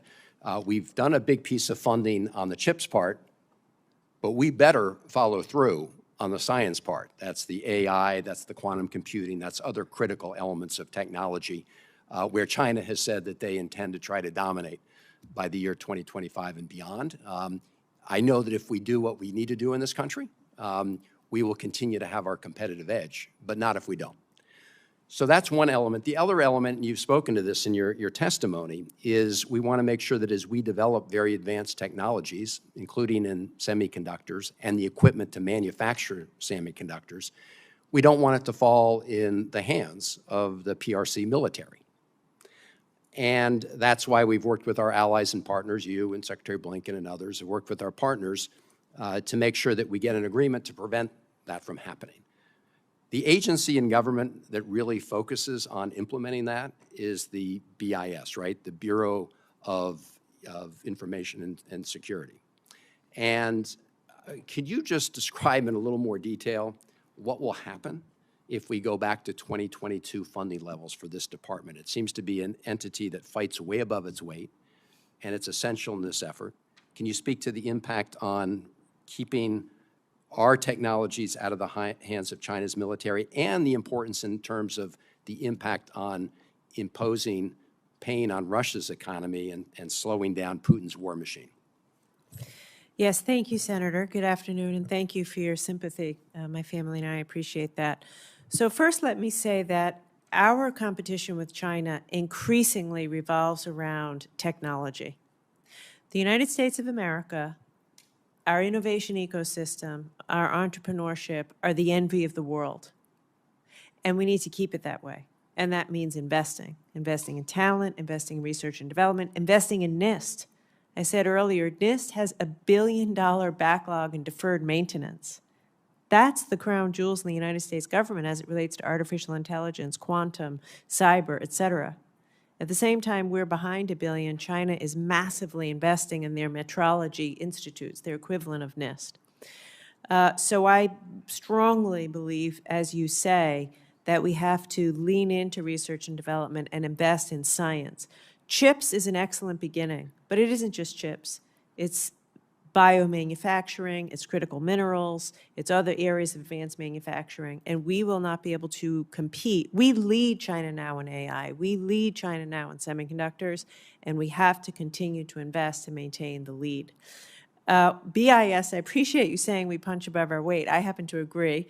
There's only about 500 and some odd people that work in BIS, which is obviously quite small. If we were to go back to FY22 funding levels, we'd be down 125 slots. as a percent of what, the 583 FTEs, that's crushing. Within days of, you mentioned Russia and Ukraine, within days of the invasion, the Commerce Department, working with the interagency, led a 36-country coalition to enact sweeping export controls that to this day reduces Russia's ability to continue their war. With respect to China, last year we did hundreds of end-use checks related to the PRC. I mean, in October, we put forth the most sweeping semiconductor export controls ever in our country's history. Just last month, we did a $300 million penalty on a company because they were violating export controls by selling hard disks to Huawei, and on and on and on. So we're out of time, so I will stop, but it is a very real risk to our national security to cut the funding of BIS, and I think Secretary Austin and my colleagues would agree. Well, thank you, and I see time is out. I do want to say, Secretary Blinken, thank you for all your efforts, your testimony on the Indo-Pacific. I was going to ask you about the maritime security issue, which President Marcos, when he was here, emphasized, and in a trip I took with Senator Merkley to Vietnam and Indonesia, it was clear they want to protect their territorial waters, their EEZs, their fisheries, and their resources. And we're on the same page here, and if we cut that budget, we will not be able to meet our commitments. So I want to thank you and your team as well. And thank you for your engagement and leadership on this. It's making a big difference, and one of the things that we're working very hard on with allies and partners in the region is to increase what we call their maritime domain awareness so that they know what's going on in the seas and waters around them, which are so vital to those countries. And that's part of our budget. We don't want to shortchange that either. Thank you. Thank you, Madam Chair. Senator Hyde-Smith. Thank you, Madam Chairman, and I want to thank our distinguished panel today for the willingness to serve and the willingness to step up. We certainly appreciate that. I'm from Mississippi, and we're just very proud that we have played such a significant role in contributing to our nation's defense capabilities. We, from shipbuilding to aerospace technology, we have a tremendous talented workforce in Mississippi. In Pascagoula, Mississippi, we have families that have worked in that shipyard for generations. And we just do this very well. And, it does demonstrate our ability to have high-quality defense systems, and they do protect our servicemen and our servicewomen. But the rapid and unprecedented modernization of China's military and naval fleet specifically is of great concern, as many of the members here have demonstrated today and asked questions about. Secretary Austin, this question is going to be for you. The security of our national interest and those of our allies will rely on ensuring the United States maintains air dominance strategy. Will you describe the department's efforts to modernize the KC-135 fleet and the KC-46 fleet? And will you also explain the role and significance of the Air National Guard in refueling missions in the Pacific region? Thanks, Senator. First of all, our refueling capability is rivaled by none. That's a strategic advantage that I think gives us the reach, gives us the ability to project power in ways that no other country even comes close to. So as you've seen from our budget request, some $60 billion to invest in aircraft and to modernize aircraft across the board. We want to make sure that we're able to go after the capabilities that we need, and also not have to carry capabilities that we don't need any longer, which will prevent us from modernizing the fleet. But we're going to continue to invest in platforms that help us maintain that edge that I just talked about. But our tanker fleet is truly amazing, and so the National Guard obviously punches above its weight class in every endeavor, and certainly they add significant value to this effort as well. So. Thank you for that. And Do you anticipate any roadblocks in ensuring that current Air National Guard refueling units such as the 186th Air Refueling Wing in Mississippi received the KC-56 and that we have funded that process adequately? Well, I would certainly, I'll work with the Secretary of the Air Force to visit his plans, his specific plans on that unit going forward, and we will get back to you with a detailed answer on the plans. Okay, and I have another minute and a half left that I'm going to take advantage of before we end this very long day. But Secretary Austin, the rate at which the Biden administration and your department are requesting funding to modernize our naval service fleet is being significantly outpaced by China, as we well know. If this committee were to provide additional funding towards ship procurement, how would your department use it to address the growing threats from China in the Indo-Pacific region? Well, certainly, I truly believe that we have gone after those capabilities that help us conduct the strategy that we've laid out for ourselves. And I think, comparing numbers is part of the equation, but not the whole equation. Capability, having the right capabilities, the right mix of capabilities, is the major issue here. If you look at our Navy, we are the most combat credible Navy on the face of the planet. I'm going to work to keep it that way, and I think we're investing in the right things. 9 battle force ships we're asking for in this budget, and we're gonna go after the capabilities that industry can produce for us.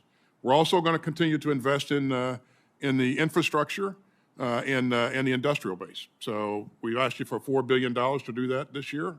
2.7 in SIOP, and then another $1.2 billion in the submarine industrial base. And I would end by saying, as you know, our underwater capability is matched by none on the planet. And we continue to invest in our submarines, a Columbia-class in this budget, 2 Virginia-class submarines, and I think that will help us maintain the edge. All right. Thank you for that answer. Thank you, Madam Chairman. Thank you very much. That concludes our question and answer period. Senator Collins, would you like to make any closing remarks? Thank you, Madam Chair. I just want to thank our witnesses for answering our questions today. There will be additional questions, I'm sure, for the record, but thank you for your presence. Thank you. And I want to thank Vice Chair Collins and all of my colleagues, really good turnout today, for such a thoughtful discussion. And I especially want to thank our witnesses, Secretary Austin, Secretary Blinken, Secretary Raimondo, for sharing your time and knowledge with us today. I look forward now to talking with all my colleagues to take what we have learned today and make sure that we do quickly mark up spending bills that make the investments that we need to compete with the Chinese government. Let's not parse words here. The PRC poses a serious and growing challenge, economically and in terms of our national security. So we have to be clear that tackling this challenge isn't just about how much we spend on our military, because if we choose to only plus up defense spending and undercut other critical programs across government, we are setting ourselves up to lose the 21st century to China. Building semiconductors here at home, for example, is a matter of urgent national security that requires investments in R&D, advanced manufacturing, reliable supply chains, and trade partnerships, and a skilled workforce that relies on things like childcare, higher education, and workforce investments and more.